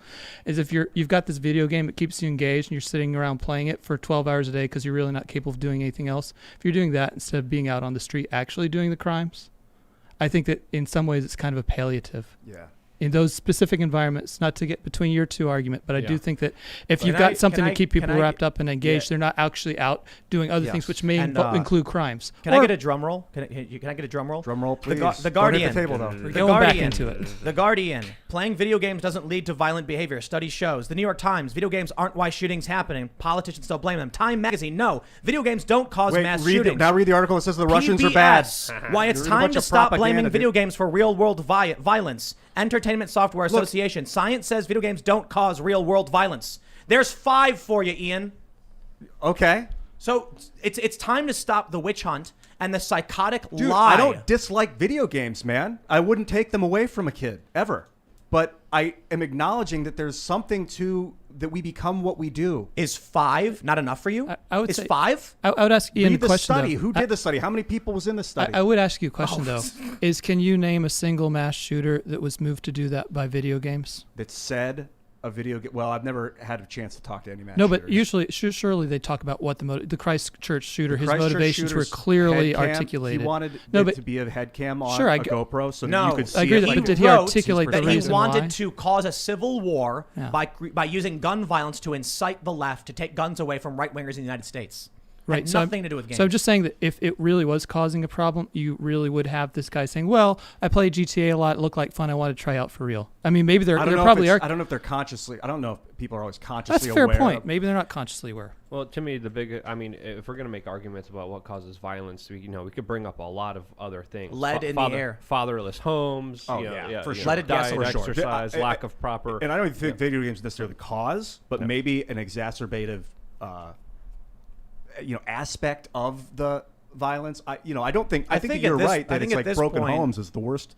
If thing. I'm going to pull up 5 articles just in a simple Google search in 10 seconds, you should probably You just stop pulled up saying it. article titles. I mean, read the articles. You should probably stop saying it if you've not even read Dude, any you of pulled it. up like a CBS. Is that what you said? PBS. The Guardian, PBS, yeah, New York Times. New York Times, Time Magazine. Come on, if It's you're like mainstream. I mean, okay, great. Read the articles. You're just giving me names. and you've Giving not me read words. anything. Dude, I've experienced it firsthand. Well, That's Ian, meaningless. maybe I can find a point of agreement between the two of you. Ian, would you agree that the palliative benefit of violent video games being an outlet for maybe violent impulses that they take out in the game or take up time when they would ordinarily be out on the street committing such crimes outweighs any contributions videos may have to real-world violence? Would you- Yes. and I think you would agree with that too because you, Yeah. of course you agree. I think okay, it's so we have way some more common, beneficial we have some common ground here, right? than- Okay. Yeah, but I'm not saying it has no negatives. But that's my But point. do you both agree with the premise that I just laid out? Definitely. I Okay, think the all right. way that they help us, it helps me release tension, and I gain So the net self-esteem gain when I of accomplish it, things. you think the negative is far outweighed by the positive, Correct. and you think there's no negative. So okay, we have some common ground. Good. Yeah, It's not that I think there's no negative. Yeah. It's that over the past several Now you think there's no there is negative. no. What I'm saying is it's not about what I believe. Okay. You know what I believe? There's- I okay. believe there are numerous scientific studies that have repeatedly debunked this for the past 2 decades. And so I'm not going to, I personally, I'm not telling you one or the other. What I'm saying is I just read 5 different headlines that asserted that, citing studies. And I started the anecdote by referencing a 20-year-old TV show that debunked the whole thing in the first place, citing numerous scientists and bringing a kid out. Okay, great. You reference studies, Tim, and you've done that before, and there are studies that say fluoride's great for you. And, There's lots of them. In fact, there's studies that say aspartame doesn't cause cancer. yes. They didn't do any more studies after that because aspartame companies didn't want So them you're to. a conspiracy theorist. No. That Yes, studies, you are. I'm telling you, studies are not Ian. the end all. Bro, you Yeah. just told us that you get impulses, but you have self-control and you want to Tim, kill people. Tim, I know. I specifically said I don't want to, but I understand. I've never experienced that in my life. brainwashing. I've never experienced an urge to reenact GTA in real life. Tim, Ian is telling you what happens to him, And that's all. And Yeah. I don't think that I don't think that you should extend that to all of video games and all people. And that's why Tim's pulling up studies. I and think you're what telling I'm us saying is that if happens to you. Ian is experiencing some kind of problem, he shouldn't associate that with everyone. Well, I'm saying Or- that the or a problem is phenomenon. real. Well, look, it's a simple, For simple. you. It's an ontological disagreement. He is a very big believer in deductive reasoning. He's a very big believer in inductive reasoning, and sometimes they have something in common. Sometimes they disagree, and that's what it comes down to. Very well said. But how Thank can you you. read 5 studies and then deduce a finality from 5 effing Well, because he doesn't studies? see evidence of it to the contrary. If there was one study that suggested what you suggested, he would actually probably be a little on your side. Did he look for evidence? I to the just contrary? Googled it and clicked the Did you top look for 5 evidence links. to the contrary? You looked for evidence to support your claim. You didn't. What else did you look for today? So come now on. it's just a matter of time. He hasn't had time to. So I guess that's where you Actually, leave that's it, not right? true. I've had 2 decades where I've researched this extensively, and Ian has done nothing. No, that's I've the studied problem. this stuff, man. I'll tell you the problem is that I literally have been reading for decades. I do nothing but read all day, every day. I do tons of research endlessly. And then Ian says, I feel. And I say, I've that's literally been playing that's- video games for decades. And that's not research. That's you. It's having a personal research about the way video games the plural affect of your mind. anecdote is not data. Dude, okay? it is. Ian, if he Yes, it is. Ian, if No, he, it if he isn't. had in fact spent the If you're a fireman and you Listen tell me to about how that. hot fire is, I'm going to listen to you. The Ian, if plural he of anecdote is not data. Ian, let me ask you a question then. If he had spent the last year working on a PhD on this very subject and Oh, has now we're consumed talking. everything, and then he said, "Well, I looked at all the evidence. I found little to nothing suggesting that it contributes to violence." Would that affect your point of view? Big time. If you had a show about this, then it's just a and you disagreement had of paper level after expertise. paper after Okay, all right. tens So- and hundreds of thousands of people that have gone okay, through it, okay. and So no, found that's not true. It's- it's that- 0.0001. So this will stop when you get a PhD in video game violence. Is what I'm So hearing. it's an issue of one of the biggest problems we have, in my opinion, with politics in general is people who think their feelings are fact, and that's not true. Period. I don't care about video games. I don't care if they cause violence or don't cause violence. The research says they don't. Do you think violent movies cause people to become more violent? I have not researched it, but I believe the answer is no. I believe Why, that if you what believe we've that, if you haven't researched it? Because what we have seen is that there is in some, because I've not done, the amount of research I've done into video games and violence is like probably to me notable in that for the past 2 decades, I've actually been looking up articles and reading the science on it fairly often. The movie stuff, I've read a couple things. And what I've seen is there is a short-term burst of aggression after watching violent films, but it's short-term and doesn't lead to real-world violence. That's what we've seen so far. So that's the extent that I can get. And I would probably say that suggests no, regular people don't have impulses to go out and commit crimes because they've watched a movie. So listen, facts don't care about your feelings. If video games caused violence, I'd be sitting here saying that was the case.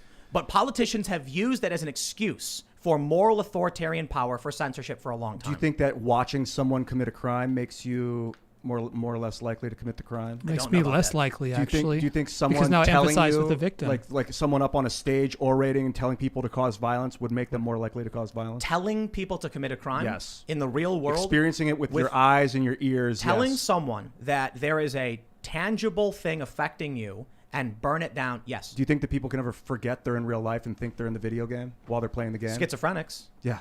Yeah. Yeah, me too. And we've not seen evidence of a widespread I or didn't say it direct was correlation widespread, dude. I or think there's direct insidious and subtle. correlation. No, I think you think facts are feelings are facts. Then they're not. Your personal anecdote is not data. I think people can forget they're in the video game, Dude, the and that fact can that really you make told them me- think that they're watching a real person. The fact that you said you think the plural of anecdote is data That's sharing some suggests data. you just don't know anything about research in general. The in- plural of anecdote Dude, is you not just data. said that you haven't researched if movies cause violence, but you believe they don't. In related news, in related gamifying news, I have a thing that maybe could put us on a different track here. In related gaming news, YouTube today is accused of gamifying the like and dislike button for all of the videos from the official White House YouTube channel, as there are many screenshots portraying likes that are supposedly, according to some people, being manipulated in real time. Have you guys heard about I this? blame violent video games for this. YouTube has done this with the like button a lot. Yeah. The issue is though, are the likes legitimate? Yes, we don't know if there was actual individuals manipulating the system, because there's usually also some bots that are implemented that do create fake likes and fake dislikes out there. So we don't know if this was the exact situation that unfolded here. But also, surprisingly, the president that was elected and had more votes than any other president in American history looks like he's getting absolutely ratioed and dunked on, even with the corrections from YouTube, as his videos are having 90% dislike percentages. But that's because people voted against Trump. Yes. No one likes Yeah. Biden. Right. Yeah. A lot of people didn't like Trump. Yeah. So people are like, why won't people show up for Joe Biden? Because nobody wanted him. Yes, They just didn't. That's why Joe Biden hid, because the campaign was, I don't like Donald Trump or I like Donald Trump.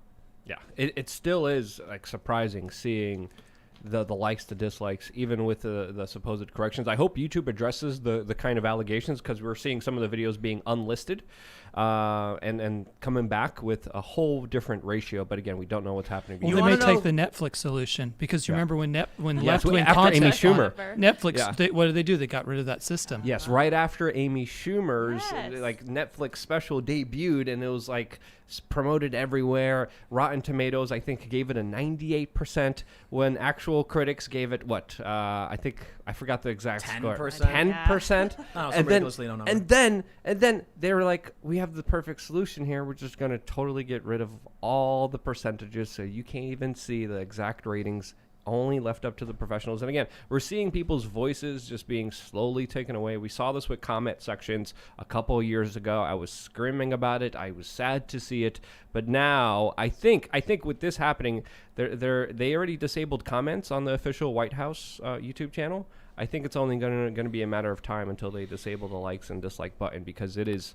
I wonder if Yeah, that's but- legal though, because Yeah. you remember Trump was brought to court for using his presidential account to block people. They said he couldn't do that. I Yeah. wonder if that's worthy of a lawsuit for their disabling comments on YouTube. There was court proceedings literally saying Yeah. Donald Trump can't block people because Reply Guy's jobs was literally replying to Donald Trump. So I mean, what was the?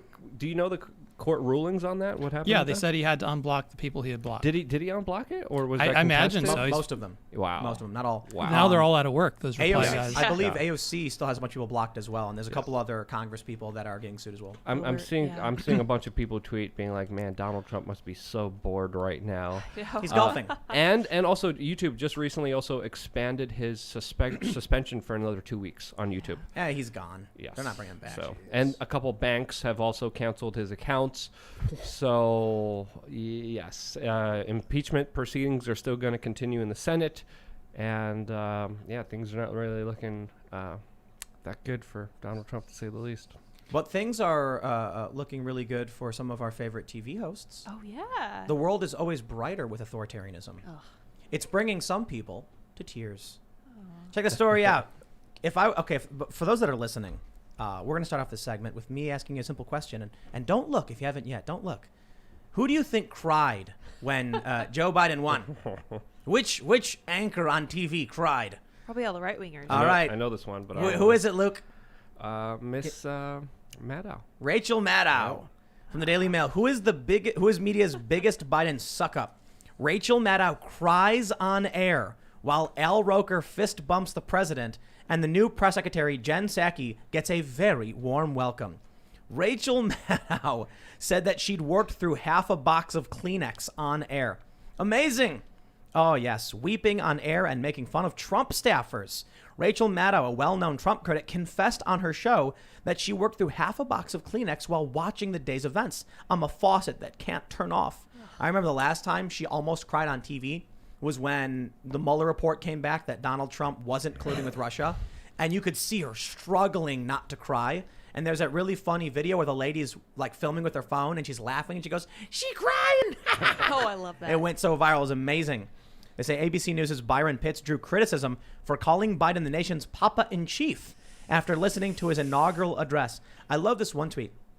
This New York Times bestselling author said, "We can now rest. I can no more 3 a.m. waking up with anxiety. It's like when you were a little kid falling asleep in the backseat knowing that dad was driving and everything would be okay." And I'm just like, I wouldn't want to fall asleep in a car with Joe Biden driving it. I'd want to be holding on and I'd be wearing my seatbelt. But here's where it gets interesting. It wasn't just Rachel Maddow who was crying. It's also Andrew Sullivan. Isn't Andrew Sullivan a conservative? I'm not even sure Never Trumper? where anybody is now. Yeah, I don't even think it matters. He tweeted, "Just walking the dog and finding myself in tears. Relief, patriotism, the ceremony restored something inside." Oh my god. That's kind of scary. You know so what I mean? sad. Like the cult-like view of the American industrial machine. You know, the people who look at Joe Biden and the establishment and they just want to drop to their knees and worship the establishment, and they cry when the establishment power is returned. Who is it that was walking their dog? Andrew Sullivan. It's like all of the murder and all the death and all of the authoritarianism. They don't care. Just Well, they've got at least a 4-year vacation ahead of them because they don't have to do any critical reporting. They just have to repeat what's said fed to them by the White House press officer and the DNC. They don't have to do anything anymore. It was so hard with Trump, like having to do work. Yes. Do their jobs. Yes. Yeah. And now, literally, a lot of their coverage is aesthetics and the clothing. Did you see those sneakers? Yes. Yeah, man. Look at those Chucks that Kamala Harris is wearing. I mean, that's literally, I think it was ABC News that sat her down. I mean, we're talking about one of the most important people in our political discourse right now, and you're asking her about sneakers? I mean, are you kidding me? There was another anchor on MSNBC that I tweeted about that compared Biden's administration to the Avengers. Literally, she said, they are superheroes that will, quote, save us all. I tweeted, well, he's more like Thanos with the snap of a finger who's going to take away half of your income. And it's just absolutely ridiculous to have this kind of glorification of politicians, of power, which, again, just shows you the utter lack of responsibility and duty that these supposed journalists have for their profession. It's not a profession. It's literally just brown nosers. Here's the issue, right? When a bunch of middle American, people who lost their jobs start cheering for Trump and making these silly drawings of Trump riding a tank and or riding a velociraptor, I don't care all that much because they're regular people. They're regular people who believe in Donald Trump. When the mainstream corporate media uses the might of their billions of dollars to prop up one political party and destroy the other, that's disconcerting. If I see a group of people I've never really cared all that much about the Q stuff because I'm like, I don't care who these people are. They can have their little forums. They can believe whatever they want. I think it's bad for them. I think it led to bad things, and it's sad. But what about the other conspiracy on the left, the crazy Russia stuff, the Putin calling Donald Trump during the Capitol riot, and they prop it up? It's difficult to actually get in to find these communities that are full of weird conspiracies. It's difficult. It's easy to turn on MSNBC and then hear fake news and propaganda and insanity and then start believing it. And they want that. Yep. Q is just a much less effective version of CNN and the New York Times. Much less dangerous. So they create these conspiracy theories. They incite riots with BLM mythology that says that cops are just going around gunning down innocent black men because they're black. I mean, they invented this mythology. The country burned the entire summer because of their conspiracy theories. Q just causes some awkward moments at Thanksgiving. Right. Well, a lot of people who stormed the Capitol were Q people, like the Viking guy, right? So some bad stuff comes of it, right? He also believed he was an alien, sure. though. But he was, no. Well, yes, but in the body of a human and he practices life magic. Okay. Oh. Yes. And he explained that his presence there was to ward off the dark magic people who would see him and then go, whoa, we got like a big player. We better back off. Well, in that case. Because his life magic was powerful. Yeah, that's the insurrection we were facing. Could you imagine a government by that guy? It's like... It like the national religion would be the incoherent ramblings on the Dr. Bronner's soap bottles. He would probably get more likes on YouTube than Biden. I bet he's... Oh, definitely. I have a feeling he still thinks that he preserved a bunch of people's lives. He's like, if I wasn't there, so many more people would have died. Oh, yeah. And maybe he Viking did. guy. He looked kind of funny. Like he brought a levity to it. He did. So, Sure. look, the Q stuff, it bums me out. These people just want to believe it, They want to believe that, I'm telling you right now, they still believe Trump has got a secret plan. They think the new Capitol is in Florida and Trump is working with the military. And I kid you not, because I tweeted this on the 20th, like how long until they start saying that, the real plan was to allow Biden to be president. So that way they would confirm the crime and the treason had been committed. Because if he didn't assume the office, then the treason never happened, right? They really believe it. Well, sorry. No, go ahead. I was going to say is that, the way the media decides to focus on that particular group, it always makes me wonder because they can never quite answer the question is that, so like, let's say Q supporters was 5% of the public. Maybe it's significant, but what if it's really like 0.5%? Is there any ever measurement? Because they sort of focus in on this demographic of crazies and make it seem like, well, that's common, that's mainstream. And they do this constantly with they find some extremist or some weirdo and make it seem like it's representative of something larger when in fact it's barely even that entity or it doesn't exist at all. It's with the Caliphate podcast that New York Times did. It was completely manufactured. Yeah. So all this attention that Qs get, Yeah.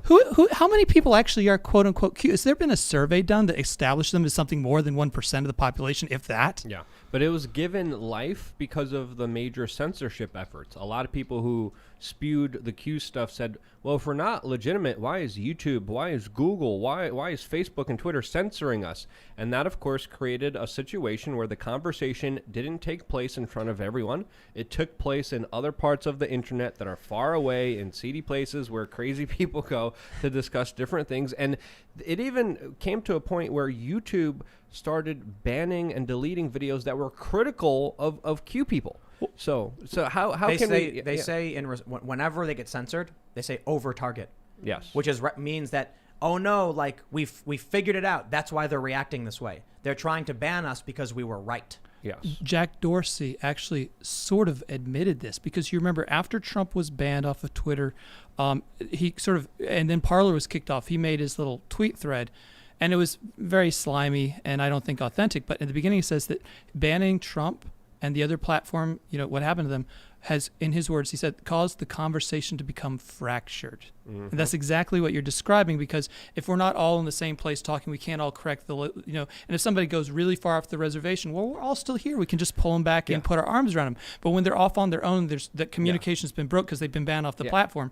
There was literal people saying, okay, let's look at these Q drops. Let's break them down. Okay, this didn't happen. This didn't happen. This is an assertion. They say this is going to happen. Let's actually look at this. Let's see if there's any evidence. Let's see if there's any documents backing this. Nothing.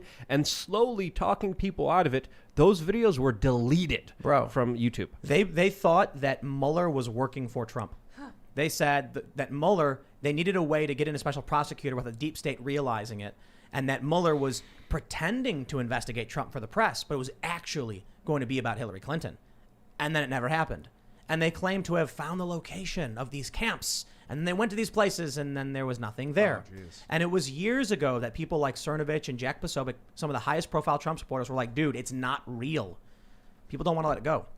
And then when I remember, it's just been, for the past several weeks, people saying Monday's the day, the states are going to start flipping, and the arrests are going to happen, the storm is coming.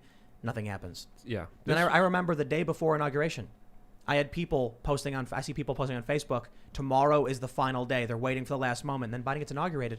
And then all of a sudden there were these crazy posts popping up like, what's happening? I'm so confused. And then the next day, it's all part of the plan. It's all part of the plan. Was it a real thing with someone that actually had info, but then it just got co-opted by crazy people that are like, I'm going to pretend like I'm Q and trick everyone? No, it's like Nostradamus. It's like you make. I'm going to make a prediction for you right now. The Dark Eagle. What? The moon. Green blades. Grass. Friday. At some point in the next several years, someone will find this clip and they will associate those random things I just said and be like, he was right. I didn't say anything. Or I could ask questions. Oh, cute as he asks questions.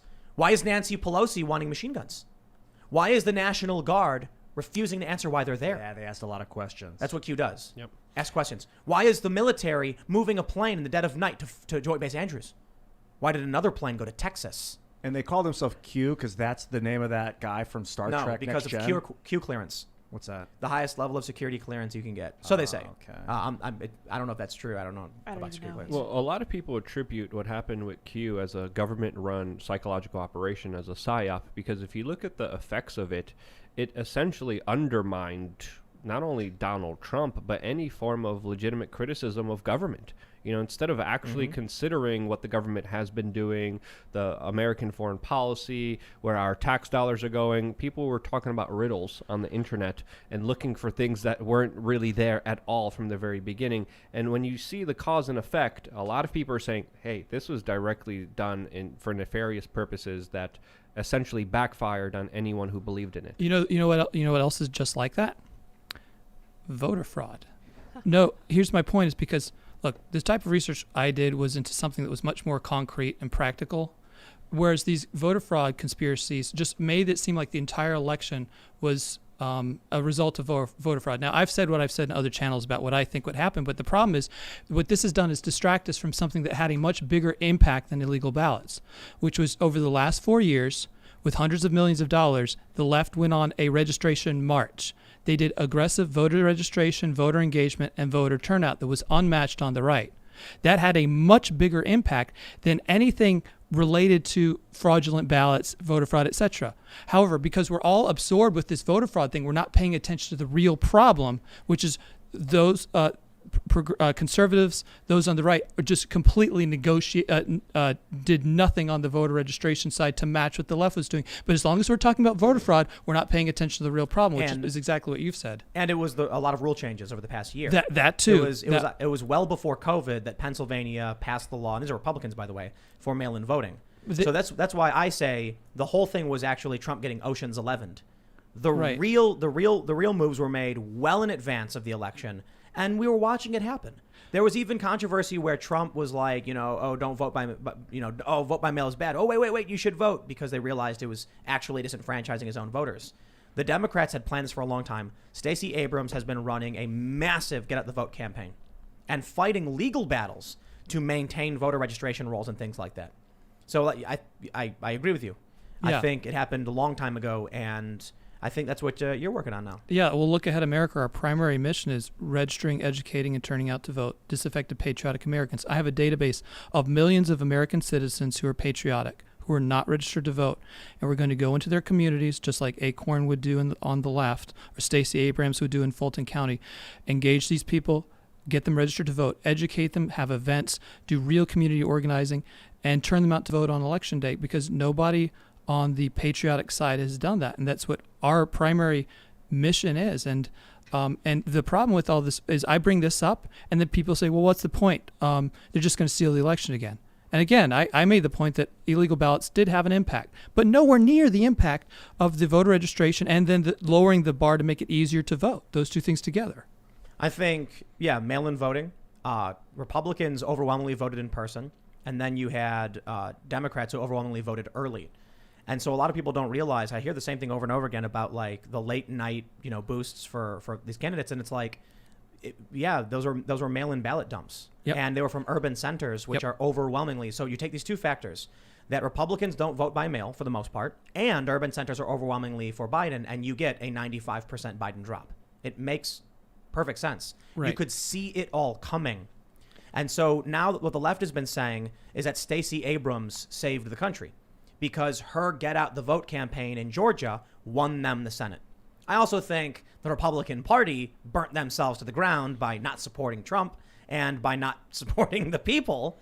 But, here we are. Now, well, it'll be interesting to see what happens, because Trump is talking, I should say it's been reported, Trump is floating the Patriot Party. But I wonder what you think about that, Matt, because you want to get people to register to vote. What if people come out, they get registered, and then they go and vote Patriot instead of Republican? So, as a C3, we register anybody who asks us for help with it, regardless of any of their background or their partisanship. We're just about educating people on patriotic issues such as H-1B visa abuse, or corporate censorship and election integrity, that kind of thing. But putting on my general consultant hat, I think that any third-party attempts are primarily operations driven by narcissism, and that here's the premise, okay? The premise is that you don't have enough power to take over the Republican Party or the Democrat Party and then win a general election. So somehow you're miraculously going to build a party from scratch and then win a general election. Here's a hard truth that even I have trouble accepting, is if your electoral coalition doesn't have people in it that make you deeply uncomfortable, it's probably not broad enough to win a general election. It's painful and tough medicine. And but some folks just can't accept that. And look, I use the word narcissism about third parties, and I'm going to explain what I mean. Is that we all know the story of Narcissus, right? He fell in love with his own image reflecting back in the lake, and he couldn't move away from that, and he died. And I believe his problem wasn't that he found himself to be so beautiful.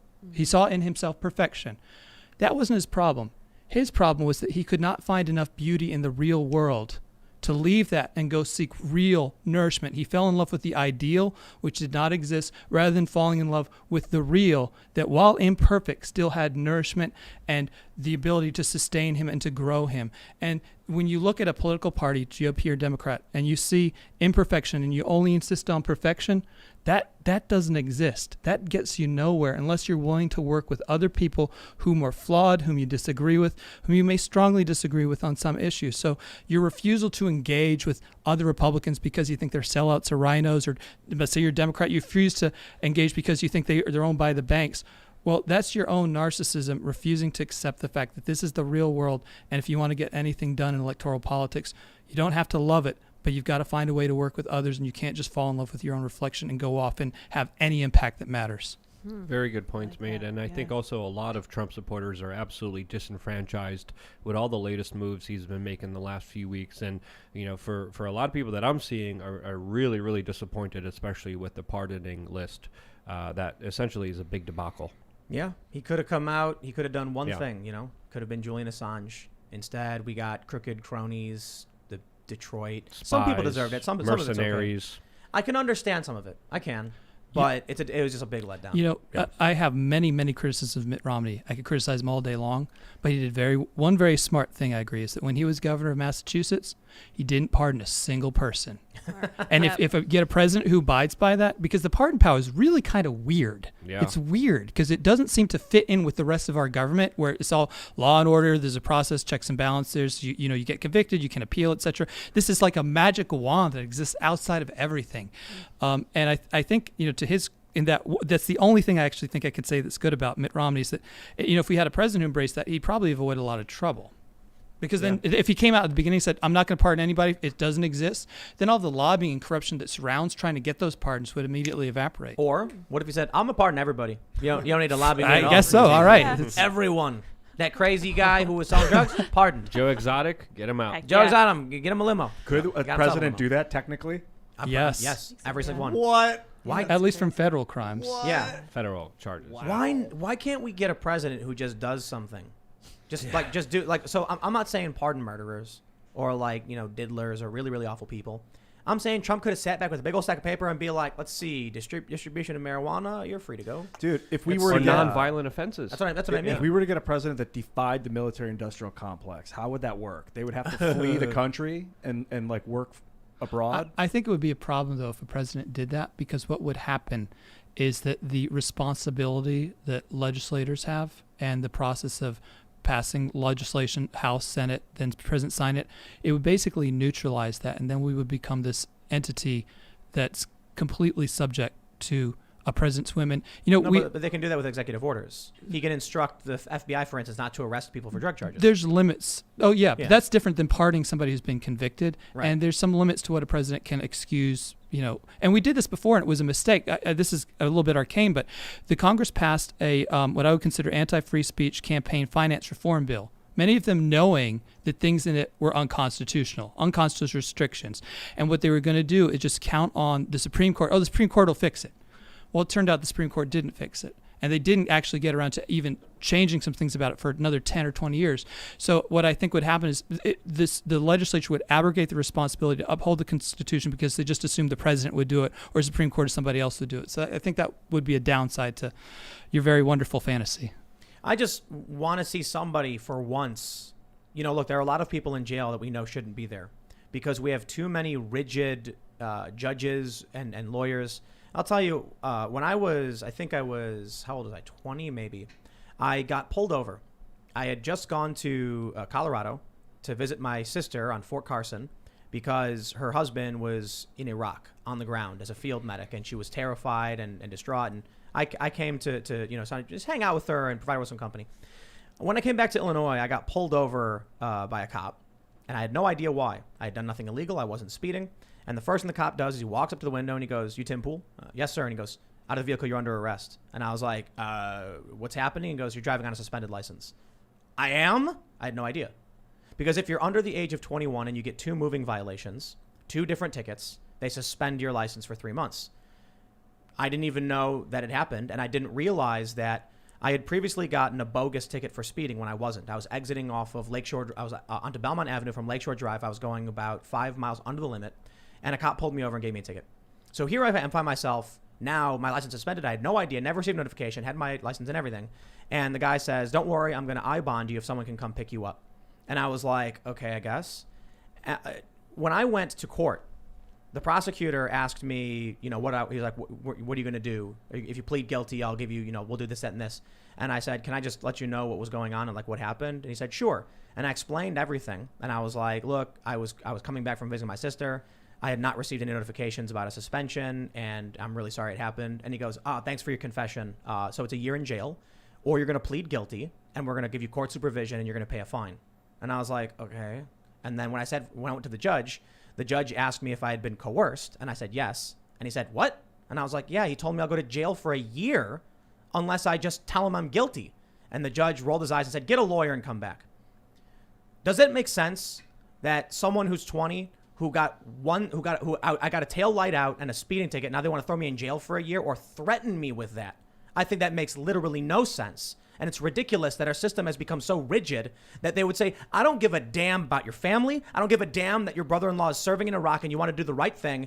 You broke the law, whether you knew you did or not. Oh, you were just driving, not breaking any laws. In fact, one lawyer told me he had no right to pull me over in the first place. It was a violation of the what is it called? The probable cause? No, the exclusionary rule. That I had to have committed a crime to get pulled over in the first place. But I had no way to fight that. I had no way to get a lawyer to say, why did you pull over my client? Well, because I ran his plate and saw his name. What if it was someone else driving the car? That was not a legal stop. Therefore, it's out. No, I couldn't afford that. I had no way to fight it. And so here I am, some 20-year-old dude who had never got a notification. No one says to you when you're 16 or you're 18 getting a license, by the way, if you get 2 moving violations, we'll suspend your license. They don't mail you notification at all. Just one day you get pulled over. It's happened to so many different friends of mine. And they actually threaten you with jail time for something that, for what? For what? There's no human emotion in the system right now. And so how many people are rotting in prison for something as nonsensical as that? Especially when it comes to someone who wanted to smoke a little weed in the privacy of their own home, hurting nobody. And so I'd love to see the system for once. Look at all the people who have been arrested for advocating for jury nullification. You guys know about this. Luke, you know about this. Oh, yeah, 100%. That juries have the ability to nullify if they think someone shouldn't be punished for it. But if you advocate for that, they'll arrest you. Really? The system is broken. Is it illegal to advocate for No, Well, but they do it anyway, and they give people on contempt of court. Well, the question is, though, what are you going to do about it? I mean, you're talking That's about it. why- What are you going to do about it? That's why I like the idea to finally get a politician who's going to look through all of these different cases. And I'd love to see a president say, you know what the first thing I'm going to do is? Oh, we're going to do executive orders, but I want to see advocacy and review of as many cases as possible to figure out if we can be human beings again, to see if people actually deserve to get mandatory minimums. There's a story I learned when I was at College of DuPage about a kid whose family was watching their neighbor's home, and he went inside and he took a beer. And he got 4 years in prison on a mandatory minimum for robbery. And the judge refused. The judge said, it's a mandatory minimum. You went in the house and you took property. And when they said, yeah, but we were asked to watch the house, it doesn't matter. You went in and took someone's property. It wasn't yours. And the people who lived there said, we don't care about the beer. We invite them. Doesn't matter. The prison rejected the kid. This is a story that you can look this up. It was Illinois. It's a story that I was told, and this is now 16 years ago. The prison, when they reviewed the notes on what the story was and why he was getting 4 years, they wouldn't let him in the prison. And the judge intervened, and the kid went to prison. Yep. What is wrong with this system? Hold on. I got another Okay, example that sure. I think is really worth noting here. Or if you're in California and your child misses school, and then you have Kamala Harris as the prosecutor there, who's going to punish the parents and literally have criminal charges brought on them because of that. And laugh about it. Yeah, there's actually a Harvard law professor that came out and said, on average, an American a day commits 3 felonies. On average, because of how many laws we have on the books. And that's, to me, way too many laws. And that's a good point too. But on top of that, I'm just trying to point out that there's no humanity in the system at all. It's like Illinois has mandatory minimums for drug charges. It's like, dude, come on. Are we really going to take someone who's got an addiction and lock them in a prison for 4 years? It's not solving the problem. It's making it worse. And they don't care. Look at what happened in Michigan when these juvenile detention centers, the judges were selling kids to them. The system is broken in so many ways. And I wanted Trump to just take a hammer and just whack it. Just a little bit, not break it. Just give a big middle finger to the messed up nature of how the system works. But I don't mean this as criticism, but I think there's a fatal flaw because when I asked you what are you going to do about it, you said, I just wish there was this politician or this president. I wish President Trump. It's got to be you, Tim. It's got to be you. And these methods that I brought up, this is hard work. It's hard work. And I hear your complaints. I understand it. But we have to remember something is that the country that we have, where we do generally like the country despite yours, this country was founded because a man rounded up a bunch of other guys on Christmas in the middle of the night and crossed a freezing river and fired guns at other people. Yep. Because our great-grandfathers drowned in mud in trenches, because our grandfathers died on a beach. So for us to expect that things are going to go well for us without making similar efforts or even efforts even 10% of that, I think is unreasonable. So all of these problems you're talking about, mandatory minimums in Illinois, I know there are groups that are out there actively lobbying to reform them.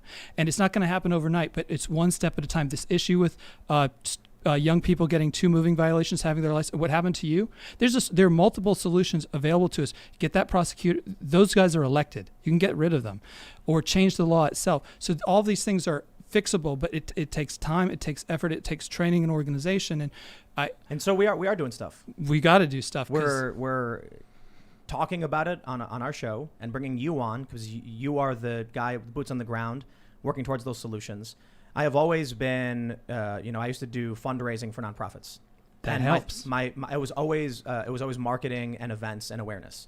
And I'm still doing essentially the same thing, building awareness and spreading information in a certain capacity. So if I can highlight the issue and then I can showcase what you're working on because it'll help solve those problems, then we're doing the right thing. Absolutely. And to the best of my abilities. Those C3s, I'll tell you, if you do fundraisers for them, that's manna from heaven, because I can tell you from somebody running one, you'd like to think it didn't matter, but money matters a lot for everything from like mandatory minimums to election reform to getting we need professional staff to train and organize these grassroots lobbyists to get out in the field, and everything is expensive. Everything costs money. So my hat's off to you if you actually step forward and do fundraisers for organizations like that. That is tremendous, and it makes a difference. Can people donate to your 501c3? LookAheadAmerica.org. Sure. What do you use the money for? Well, we have staff that we would send out into the state of Virginia this year because there's an election to literally go door to door, registering Americans where we know they live and they're not registered, to literally stand outside of Costco for 18 hours a day and outside of Walmart registering people and going to high school football games, going to evangelical Hispanic churches. And remember, when we register somebody, that's not the beginning, that's not the end of our relationship with them, that's the beginning. So we're going to continue communicating them, letting them know how important it is that they vote, what issues matter, where politicians stand on these issues like mandatory minimums, for example. And then when the election comes, turning them out to vote, making sure they're educated on where the candidates stand on those issues. Now, we don't tell them who to vote for, and we're not partisan, but that's literally what the money goes to, is having people go out and train volunteers and going to these state capitals. Like, we could go to the state capital of Illinois and organize people to go talk to their representatives. Because, these representatives, believe it or not, they're not geniuses, right? And many of them have like 20 issues in front of them, and the reason those issues are what's in front of them is because that's what got pushed in front of them. So if their constituents start pushing these mandatory minimums and say, hey, we got to get rid of these, suddenly they'll do something about it, but they don't do it unless you get not physically or violently, but you got to get in their faces and make sure this is an issue that will determine whether or not they get reelected, and then they start to listen. And figuratively get in their face, like literally approach them and say, hey, I want this changed. Politely, always right. Polite, but passionate, well-informed, and always, ready to engage them on. This is how the democracy works. Because if we're not going to do it this way, then just imagine what you saw on January 6th times 1,000 plus automatic weapons. Because it's either this way or some other alternative. This is all we've got. The famous quote is, "Those who make peaceful revolution impossible make violent revolution inevitable."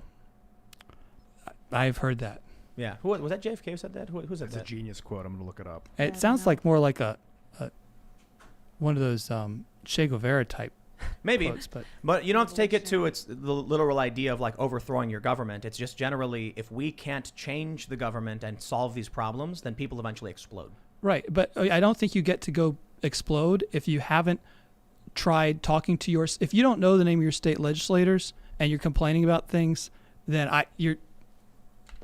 Get out of here. It was Kennedy. Come on, Yeah, man. It was It's- Kennedy. Kennedy. yeah, Those who yeah. Wow. make peaceful revolution impossible will make violent revolution inevitable. Yeah. Remarks on the first anniversary of the Alliance for Progress, 13th of March, 1962. Well, there it is. How about we That's jump over to unique. them super chats? Yes. If you haven't already, smash the like button, hit the notification bell, subscribe, and share the show if you really do like it, because that's the best way to help. But also go to timcast.com, become a member, because our first super chat says, when are you guys going to talk about Twitter refusing to take down Bad stuff. bad videos of children? Yes. Oh. We're going to do a bonus segment because we're going to get into, like, this is a serious story. There's a lawsuit going on between Twitter and some very, very serious issues. So this is going to appear on timcast.com. I'll talk about that. The one benefit, so look, I don't like putting things behind paywalls when it's very, very important news. There's also concerns of YouTube silencing and shutting down and protecting their allies in Silicon Valley. So one of the reasons we set up timcast.com was to protect ourselves from the threats of censorship, and we're going to go and rail and go through this, story and stuff. So stick around, become a member at timcast.com, and we're gonna really rail against these big tech companies. Geary Vision says, "You're right, Tim. The first M16s issued in Nam were automatic, but were quickly retrofitted to semi-auto because soldiers would disregard training by using spray and pray instead of aiming and firing, which is more effective." Jeez. That's why it's the M16A2 Oh. that they Ah, have. Interesting. The Really? It was A1 an- was fully automatic. The A2 went to burst. It wasn't selective, like but they got rid of the select full auto because Yeah, the A1 had full auto. Then they got rid of it, so it was basically single, burst, and safety. And those of us that have civilian versions have safety and single. Yep. Interesting. Gareth Green says DVD didn't exist when Return of Jafar came out. It was the age of VHS. Yeah. Thanks for letting us know. Oh, man. Alexander Ferris says, I totally agree with you guys. Indeed, I hate censorship. Free speech is good. Screw censorship. I hate it. Political correctness is so stupid. Yes. Sean Anderson says, but didn't Joe Biden say Antifa is an idea, not an organization, during the presidential debates? How can this poor man fight phantoms? That is a good question. All right, let's see. Eric says, have you seen the video of Biden saying salute the Marines while walking past Marines without saluting them? Yeah, maybe he was just telling his wife to do it. I saw that video and people are claiming that he was instructed to do it, like someone in his earpiece told him and then he just repeated them instead of doing it. Or his wife was in front of him and he said, salute the Marines. I hope that we But don't. why would his wife salute the Marines going in there? And people say that they did see an earpiece in there, but it's just kind of weird. Why, Oh, why like would he tell someone his wife said- and him not do it, though? Because Why- why would they tell him to he's do it in and the he wouldn't? military. She's not. He's the commander. She's Yeah. not in the military. So Yeah. they were telling him to salute them, and he just repeated it. Is that Well, the theory? that's the theory, Yeah. Oh. but who knows? I hope that we don't go down a path of hating on Biden. I kind of want to avoid pointing blame game anymore because that Biden- happened for 4 years and it was really annoying. I hear you. Biden is literally the devil. He's the most evil man ever on the Okay. planet. Uh-huh, He's the. yeah. I'm kidding. No, I think Biden is. I think he's crooked. I don't like the guy, but well, if he does good things, I'll say he did good things. If he comes out and he. I know I can't personally. I can't Well, he's stand already him, bolstering our troops in but the Middle I'm East, not right? gonna- Well, he's considering reversing Trump's orders, sending troops home. So, when you look at his foreign policy, it's very hawkish.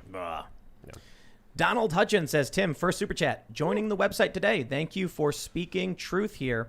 Here's to your building. Here is to your building a truth empire. Well, to the best of our abilities. Not everything I say is correct, and not everything we say is correct.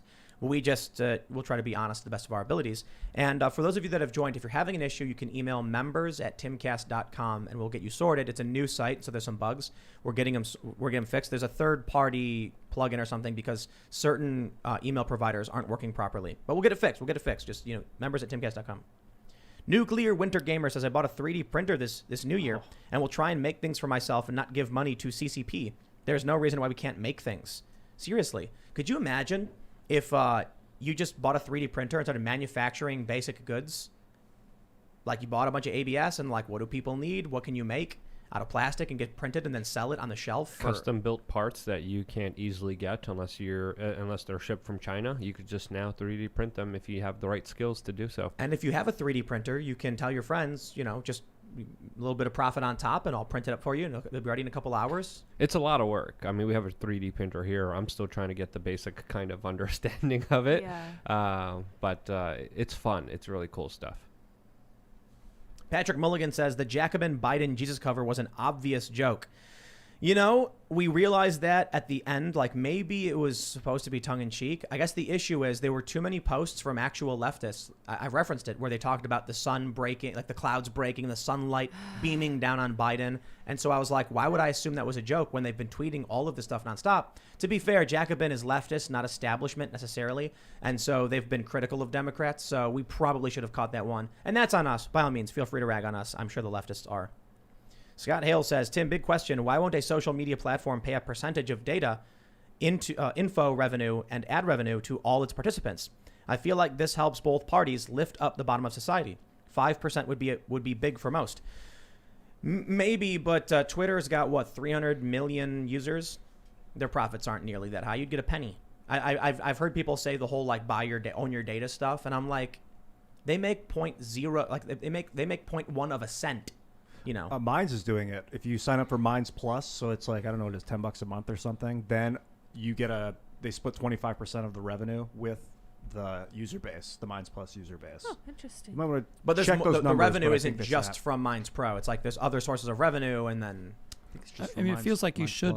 It's some way for you to make money off the fact that you're allowing yourself to see advertising. I mean, it feels like I should be paid to look at advertising, like in a monetary form through the social networks. If you have 100 people paying $10, all right. Yeah, it's more than that. It's based on the No, activity listen, that you drive through Minds Plus. If you have 100 people who you are get in the money pro back. program paying $10, that means Minds makes $1,000 and then pays out $250 back to the users. It's kind of pointless. I think that's the That's but kinda if just- you're the one that does a lot of activity, you might put $10 in, but get $40 back. So it's not about percentage; it's about activity based. Yeah, they Members- pay back of their revenue. They pay back 25% of it, divided equally amongst the people. Like Substack. Is that what it does? Well, I mean, you draw people eyeballs to content either on a social network or on a website, and they're kind of just the managers of the ads placements and revenue collection. And they just, hey.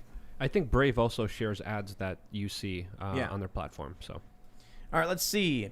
Texas Horse Rescue says, "Count me in, Matt. Texas spends a fortune on state contracts with these tech giants. Hit them in the wallet. Stop hate. Create. Good ideas change the world." Texas is at the top. I was just there in Austin, and that's at the top of our list for this initiative. Cool. And I look forward to seeing you at our online training session a week from now. Heck yeah. Jason M says, "Give us a website, please. I want to work with your guest. Tell us how." Lookaheadamerica.org. Right on. Garhant says, "Put out a digital magazine for D&D adventurers and content as part of Timcast.com donation. Imagine having orcs being savage and drow actually being blue. Wizards of the Coast is removed that. Find writers."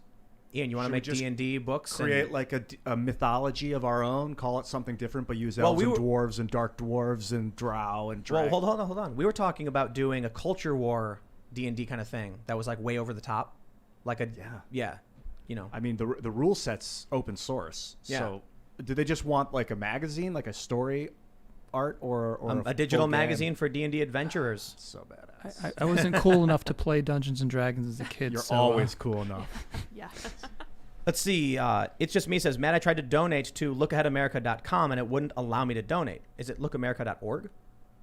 Look Ahead America. Lookaheadamerica.org. Yeah. I think this is amazing and have been encouraging friends to get involved. Hope to be on the Wednesday training. Sounds good. Cool. Let's see where we're at now. Uncultured Barbarian says, "Check out Operation Trust sometime because it's basically Q, but in the 1920s Soviet Union. They used well-known generals to convince the monarchists that they had a secret plan in the works to bring back the Tsar and the Bolsheviks." Huh. Sound, well, interesting. I mean, that's one way to do it, right? Whoa. Let's see. No Dice says, "I'm a 20-year-old from enemy lines here on Long Island, and I can say that we Gen Z is a bit more right-wing that some give credit for. It seems to me that patriotism is a form of counterculture." It is. It's true. Yeah. Mr. Hunt, first name Mike, says, "A nation in distress. We are turning our flags upside down." Many people are. I've seen that. Yeah. Alexander Farah says, "Bloodborne is violent, but I don't think it makes people violent. Violent video games is a good think it's free expression." I love this debate.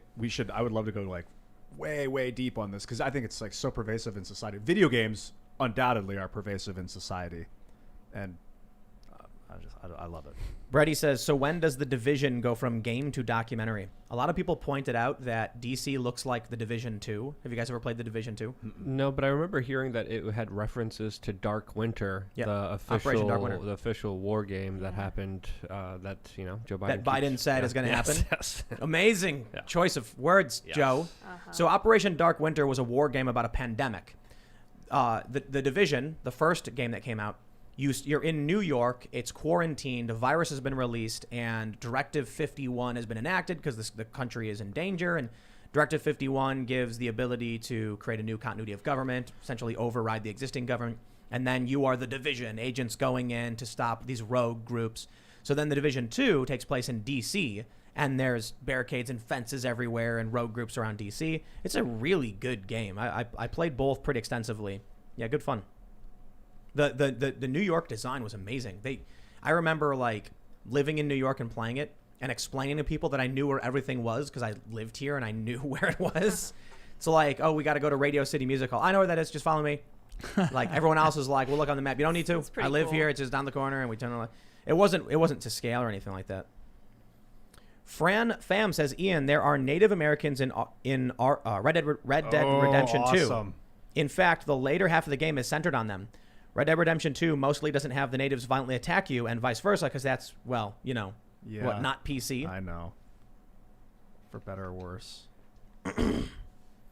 Let's see where we're at. Sinjito says, impulse to cause harm. Ian needs some therapy or something, man. That might be true. Joshua Brunson says, Ian and Tim's discussions are the best. You see, that's entirely the You point. belong here, Josh. Goatman Jack says, I love when Tim and Ian get heated, LMAO. Especially when it's about video games. I feel bad about trying to broker peace No, because maybe I just should have thrown some kindling on the I know. fire. You did Yes, both. and he said, Yes. oh yeah. You're Well, both movie. What do you think idiots. about movies? You're tempering Welcome it to like my steel. world. Okay, that's my. You should have joined my side and you should have joined Ian's side. Oh, that- yeah. Totally And then down just for with that. Just but Yes. not like argue with us, goading us on. Yeah. Luke's just like, you're so right, Tim. Don't take this from them. I'm gonna do that next time. What did someone say? HTTR says, Ian, please don't carjack anyone. I won't, I promise. George Urachich says, in 2077, what makes someone a criminal? Gaming. That's the joke from the commercial. Isn't it like illegal to game in China? They banned online gaming. Well, some people are so compulsively obsessed with it that they started to ban people from gaming too much because it creates too much social harm. But there was something about they didn't want them interacting with the outside world, so they ceased their ability to play multiplayer games with Americans. I should look don't into that. I don't remember that. Yeah. Dalamar says, Ian is stepping on it. Youth crime stats have gone down. All crime. As the rise of video game play over 20 years, stop equating internet trolls and sick jokes with FPS.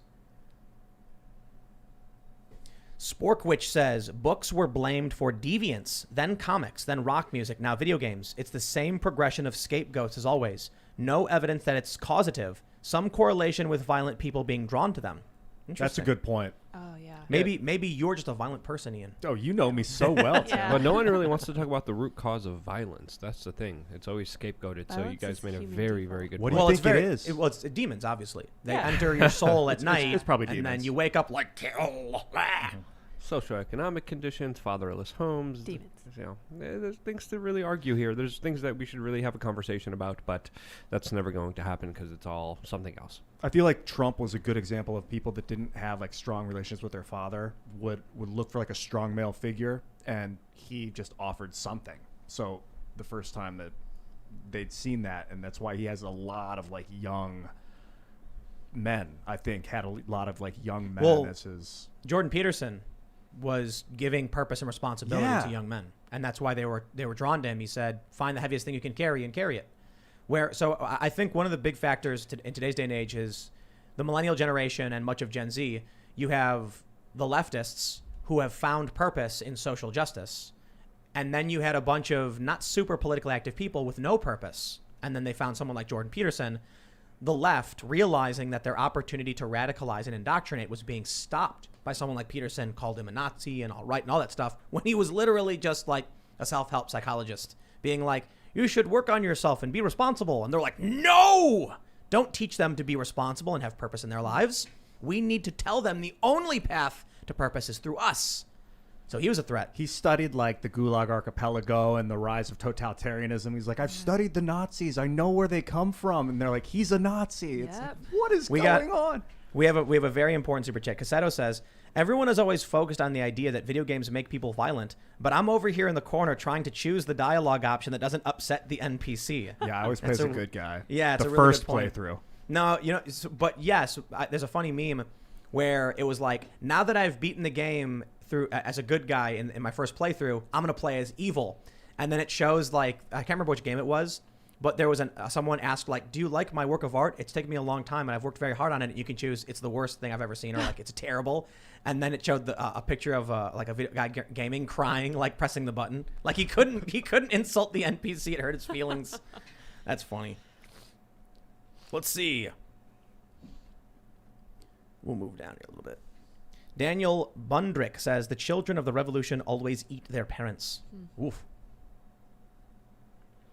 We got a lot of super chats. We got too many. It's because we got heated. You can tell the chronological order because it's mirroring how our conversation. Yeah. Then we got to video game discussion, and It's funny when you watch the live chat along with videos. Some people are like behind, and they'll be like, so you'll see the chat. They'll be like, Ian's an idiot, and they'll be like, oh, I can't wait to see what Ian said. It makes him an idiot. Daniel Maxwell says, what Ian is saying was also said about Dungeons and Dragons before video games became common. In both cases, the only people who actually do engage in violence as a result were those who did not have a firm grip on reality, firm grasp on reality. Yeah, remember the D&D scare? It was like in the 80s? Yeah. They were claiming it was like demonic, and Magic the Gathering had to change their art because religious groups were offended by it. Let's see what we got here. Akapot says, be fair to Ian, Tim. Don't harm your team dynamic for arguing micro versus macro. Ian wasn't arguing on the macro level. Listen to his insights better, bro. We can all do this better. It's what we need most right now. Well, there you go. I like that. Jack Gilchrist says, the military, according to ex-trainers, use realistic video training simulators in part to desensitize soldiers to killing. Immersion in realistic killing may not cause violence, but it makes it easier. Interesting. Jeez. Lizard says, hi, Tim. I'm a 19-year-old libertarian girl, very grateful for your show. My coworkers talk about causing harm to Trump supporters at rallies like it's nothing. Wow. Crazy times. I'd love to see you have Kyle Kalinske and or Jordan Peterson on. I would love to have either of those individuals on. The challenge with someone like Kyle is we can't tell someone, hey, don't do your show, come do our show. They're going to be like, but I have to do my show. And it's like, yeah, I get it. I was thinking we should get Jordan and his wife when we get them. That'd be Well, cool. Michaela might come too. Yeah. Well, maybe we could do a weekend special with Kyle. Does he do shows on the weekend? I don't know. I wouldn't mind working extra on a Saturday or Sunday. I'm down. I would like to take Kyle to a range. Yeah, let's do that. That'd be fun. He's a cool dude. Yeah. He really is. Kyle and Crystal Ball are really awesome. There are a lot of people on the left and a lot of people on the right who are both grifters. I like to give credit where credit is due, and I think Crystal Ball and Kyle are rad. Crystal is great until she banned me from her show. She banned In you? the middle of the show. Wait, In what? the middle of the show, she texted her producer, and he came over and said, you're out of here. What Wait, happened? really? Why? Well, I made a joke, and I didn't mean it as an insult. I didn't mean it as an insult per se, because in many circles, this is a compliment, and was the reason that, the type of person people said we should nominate for president of the Republican Party. I made a joke about Beto O'Rourke being a beta male. I just made, That was Beto the it? Beta. That's what I said. And so she kicked you off? In middle of the show, kicked me off, and I was invited which many show? times. Crystal Ball. Crystal, what, Crystal and Cigar or what? Yeah. Really? Yeah, I was on their show a few times. Their producer loved me. It's an easy trip. I went in, and then they all came on me like, after I made that comment, I was like, well, I tell you why. It's because he ran away from the police and didn't accept responsibility for it, cursing everywhere like immature child and running around on a skateboard because I think beta male is basically an immature guy, right? That's my take on it. Although beta male was supposed to be like the savior, right? Unless he was good at skateboarding. I'm sure he was great at it because Because I plenty can of do a times. switch blunt. I've seen your whatever it is you guys ride on the ramp. I've seen the ramp. Yeah. No, but I said that, and then the other guest jumped on me for like promoting toxic masculinity, and it's basically like I used an ethnic slur. Was her reaction, and we went to commercial break. Texted a producer, very upset. Producer came over, said, "Hey, you're out of here," and they never brought me back. So I've been banned from Wow. the show for that. They wouldn't just let you be like, hey, don't do that again. Well, no, I'm like, I would tell you this is why I use those words, and you disagree. Okay, that's cool, but nope. It was like That's a bummer. yeah, Yeah, I like the alpha, beta, gamma talk with like gamma. Well, I think of myself as an omega. I was like, what is an omega? Because I'm the omega man. You're not an omega. Omegas are like they Omega- kind of they don't really they kind of given up on being the Omegas alpha. are black. No, omegas are black-pilled individuals who are short problem and is, have physical I defects. was getting all sorts of different descriptions of what the omega was. An alpha male is a confident leader. Yeah. Betas are those that surround the alpha. So people think beta means weak. It doesn't. The beta is lieutenant. Is like the a is the commander. subservient personality. Kind of. And inoffensive and non-threatening, which is why for a No, while no, they no, said that's not true. well, at least in political speak, that's what the world of beta male consultants was meant. It's like the opposite of a Trump. An alpha male would be Trump, and then Dad Scavino would be a beta. That's not an insult. It means that he's the second in command, or he's one of Trump's lieutenants. That definitions, I get it. Then you have see where you're omega coming from. males. Omega males are the hunchbacked, like, don't look at me, I don't hear, and they can't socially interact. Starting to properly. identify with that. Okay, go on. Yeah. So people think beta means weak and ineffectual or whatever. The beta is the guy who's standing behind. There's like a tall guy in a bar going like, huh, "You're so dumb, I'm tough," and then his friend goes, "Yeah, you tell him, boss," and then high The fives him. omega's the outcasts. Right. That's me, I think. The betas I are think high of fiving myself the as, alpha like, as the alpha goads. I've been so jaded by the situation that I'm just here to play. But beta, you're right. In colloquial speak, it's come to represent, like weak. Well, men not and- necessarily weak, but just non-threatening. And for a while, I was sitting at a political conference, and this consultant to Mike Pence sat next to me and was talking about the fact that, in 2016, we really need to nominate a beta male because that's who the women really want. And that's sort of the context I used it with on Crystal Balls. Well, to go back to that, and apparently that caused a big controversy. And it's like the top 6 of my Google search results are, the controversy, and I got death threats from that. So and I am not saying that to complain about it. I always sort of wince when I see somebody in the public complaining about death threats. First of all, somebody's going to kill you, they're not going to threaten you first. Yeah. Secondly, everybody who sticks their neck out even a little bit gets all kinds of crazy stuff, but it solicited so much of a reaction that it got, I was searching like all this stuff a couple nights ago and was noticing how it was like giving me the descriptions of the identity politics definitions of it all. Like beta on beta is like a woman and two women in a beta woman, and it was giving me all the transsexual people type descriptions about it all. I had no idea that it was involved in the LGBTQ community. Such. Yeah, me neither. In fact, the funniest thing about them kicking me off for calling him a beta male and making fun of his name, the alliteration, is that all of their supporters got on Twitter and said, "No, you're the beta male." It's like, oh, okay, all right. I guess it's whatever. Yeah. Yeah, sure, whatever. That's a bummer though. I guess nobody's perfect, but I've been on with Crystal and Cigar. Sounds like we got to have you and Crystal on the show. I was there before Cigar. It was Buck, who is a great guy. Oh, that's right. That was a while ago. Buck Sexton. Yeah. Well, it would be fun to have. It would be fun to have one of these like lefty personalities come and I would love to learn about firearms. Just don't and call stuff. anyone a beta male, okay? Now we Only know. I mean, call yourself. You know what's a real bummer is that we're always more than willing to have any lefty personality or leftists on the show, but it's I think too many people are just grifters. You know what I mean? That their whole game is just riling up the people behind them. They got their base behind them, cheering and clapping, and they're going to say whatever they got to say to get that attention. So, we've had on a few personalities that were like libertarian, left libertarian a little bit, and we've gotten thumbs down and people in the comments like yelling at us and stuff. And I'm like, I don't care, dude. Like, we're not making an echo chamber for you. We're trying to get multiple voices on the show. We'll argue. Ian and I just argued. We argue. You know what I mean? It's like we're not gonna just say what you want to hear. If you want that, there's a bunch of other places you can go get it. So, speaking of that, C's O'Fay says, Tim, please put shoe on head. Put your shoe on your head. Oh, put shoe on head. Oh, I thought he was saying have shoe on head on the show. Oh, I don't have any shoes up here. I'm actually barefoot right I now. got one. Me too. Well, you can I get got it. no. There you go. He I'm said not putting your you got nasty to do it. shoe. He You're says you walking gotta do around it. with dog poop everywhere with your little. I clean up the fumble. dog poop. Luke's dog's name is Fumble Bump, by the way. No, No. Atlas. No, because what happened was we were in the basement and Luke had treats and was trying to call her over, but you were calling her Freedom. Yeah. And then I just made up a gibberish word I while love that shaking name. Swedish gummies and yelled Fumble Bump. And then she like looked left and right and I kept yelling and Luke's like Freedom and then she ran to me. So I'm like, done. No, but he named He her keeps Atlas. calling her Fumble Bum. all the time. Fumble bump. Affectionate name. Whatever. Yeah. You keep calling her that. I'm like, you're gonna make her like crazy. No, So. it's just going to be a command that only I can use with your dog. And then when I'm like breaking into your trailer at night, she's growling, I'll go, fumble bump. And then she'll go happy and like, oh, I know what that means. That means my friend Why is are here. you breaking into my trailer? He did this once, by the way. With Yes, Alex he's Jones. already Yes. done that. Yeah, Luke It was was not sleeping, nice.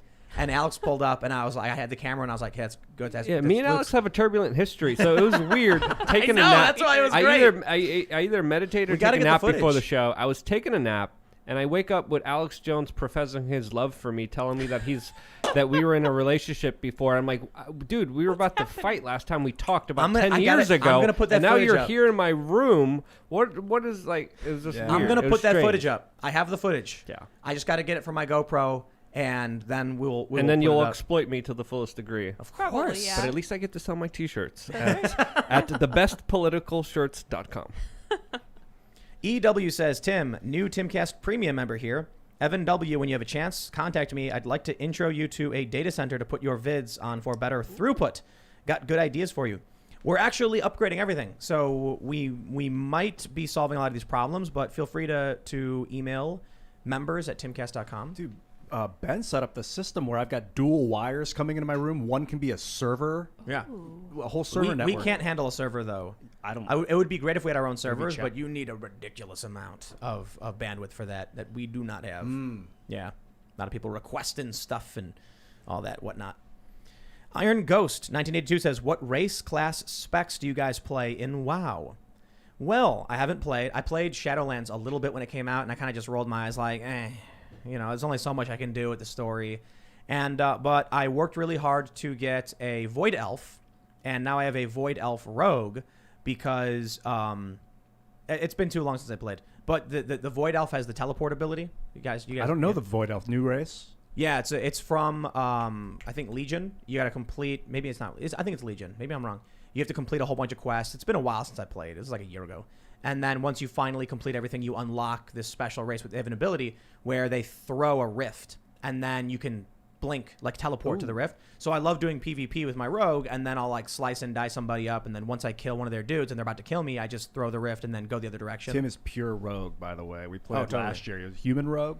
I think In that guy was a D&D? No, in WoW. You were a human rogue. Yeah. I unlocked Void Elf Rogue and then made a Void Elf Rogue. Mine's a night elf druid. That's my go-to.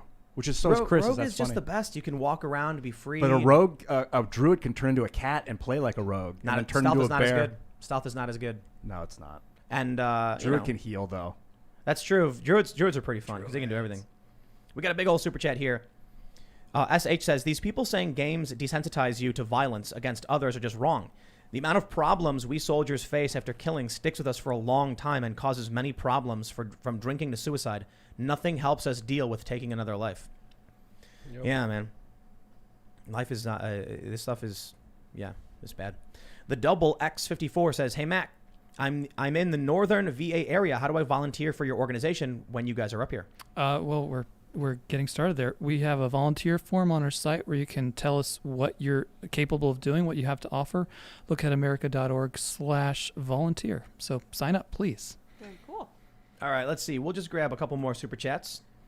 Gavin Roth says, I think y'all were talking about USS Cole bombing back in 2000 in Yemen. Correct. Suicide bombers disguised themselves as a small merchant ship and detonated right next to the Cole. That bombing completely changed security posture for the Navy. Wow. Crazy. Alex Flores says, why no Ben Shapiro? Ben Shapiro, you've been on his Sunday special. So in order to do that, and this was before we had good internet, I had to record. We had a low quality like audio call. And then I recorded with a camera hard to the camera, took the memory card out, and had it driven up 3 hours away and then uploaded from a high-speed source to a shared server. They could download the footage, and then they synchronized it with the call and their footage on their end. It was not easy. And all these lefties were like, you did a Skype with Ben Shapiro. And I'm like, first of all, that was his show, not our show. We don't do phone calls or Skype calls We should have as a for a guest. variety of reasons. But we welcome people to come here, and I tell people, listen, did you realize that nobody has any screens? I've got one screen, and then no one else has, like, everyone's got their own phones and their own laptops. We're not set up for it, and I'll tell you this, a lot of other big podcasts won't do it either. There are some who I'm not going to call out, but they did it a few times, and then, like, I've talked to a lot of these people, and they're like, wow, that was a mistake. it like doesn't work. The engagement goes way down. People aren't happy with it. They complain about it. There are people who just want to see, internet blood sports. We don't do that. We like having conversations in person. All right, let's see. Someone mentioned the Donald.win is gone. But it's now, I believe, was it Patriots? Patriots.win. Yeah, Patriots.win. It's the same thing. They just changed the name, I guess, because Donald Trump's not president anymore. Yeah. So that makes sense. All right, we'll do just one more. Crazy Eye says M4s are full auto now. Burst stamped out and has auto now. Was in National Guard. Got out in 2019. Interesting. Well, everybody, thank you all so much for hanging out. Make sure you smash the like button, subscribe to the notification bell. Go to timcast.com, become a member, because we are going to have a bonus segment. But, Matt, do you want to mention your organization again and anything people need to know about how to help and get involved? Sure. I mean, we're looking for volunteers. We're also looking for donors. Everything helps that you can do. Doesn't matter what part of the country you're in. We'll find a way to put you to work as a grassroots lobbyist or helping us register new voters. So it's lookaheadamerica.org. Right on. And, Luke, I hear you have T-shirts. I think it's fair to say I have the best political shirts because I .com. own the domain thebestpoliticalshirts.com. See what I did there? That's very smart. You can also find me on Luke We Are Change on Twitter and Instagram. So yeah, check me out there. Thanks. Oh, there's Right a on. store. Yeah. We're looking at it. Yeah. When you go to the Best Political Shirts, it jumps you to the We Are Change store. Yeah, check out the bikinis. Check out the socks. Defund the media. I tweeted that. Did you steal that from me? I steal everything. I don't know what you're talking about. Everything I Memes, see, I just man. gobble Fun. it up. I'm like, that's a good shirt idea. He liberated it. Yeah, I've been on this venture. YouTube literally turned me into a T-shirt vendor. I mean, getting out the messaging. I probably got more views on my shirts than my videos because of how many different shirts I had to create to offset me losing my YouTube revenue. Because I used to survive off making money off the YouTube ads. What is this? And now Do it's people buy this Trump face sweater? yes, yeah, I do. I wear it all the time. love It's it very so obnoxious and it's very, it's peculiar, but it's I want to make a line of clothing with little pictures of animals on it. Yeah. We're gonna. I think we're- people already do that. I know, and I'm gonna do it too. And I'm not gonna do the political. You see the I Am a Gorilla shirt that we have. If you want to get your exclusive I Am a Gorilla T-shirt, go to timcast.com, click shop, boom, it's right there. And good news, YouTube has finally integrated it into the system, so we are waiting for it to be reviewed. It's funny. It's literally just a gorilla. It says I'm a gorilla, but YouTube's like, we got to make sure it's safe. It's a big brain gorilla, by the way. He's He's got a big frontal Cranium. lobe. Huh. It's a he's a thinker. smart feller. Yep. And so that's why we're going to do the tinfoil hat one soon. Maybe yeah. next week. We got it ready to go and everything. And that's going to be special edition, which will only sell for probably 1 week from like a Thursday to Thursday thing. So because people were mentioning their paychecks or whatever on Friday.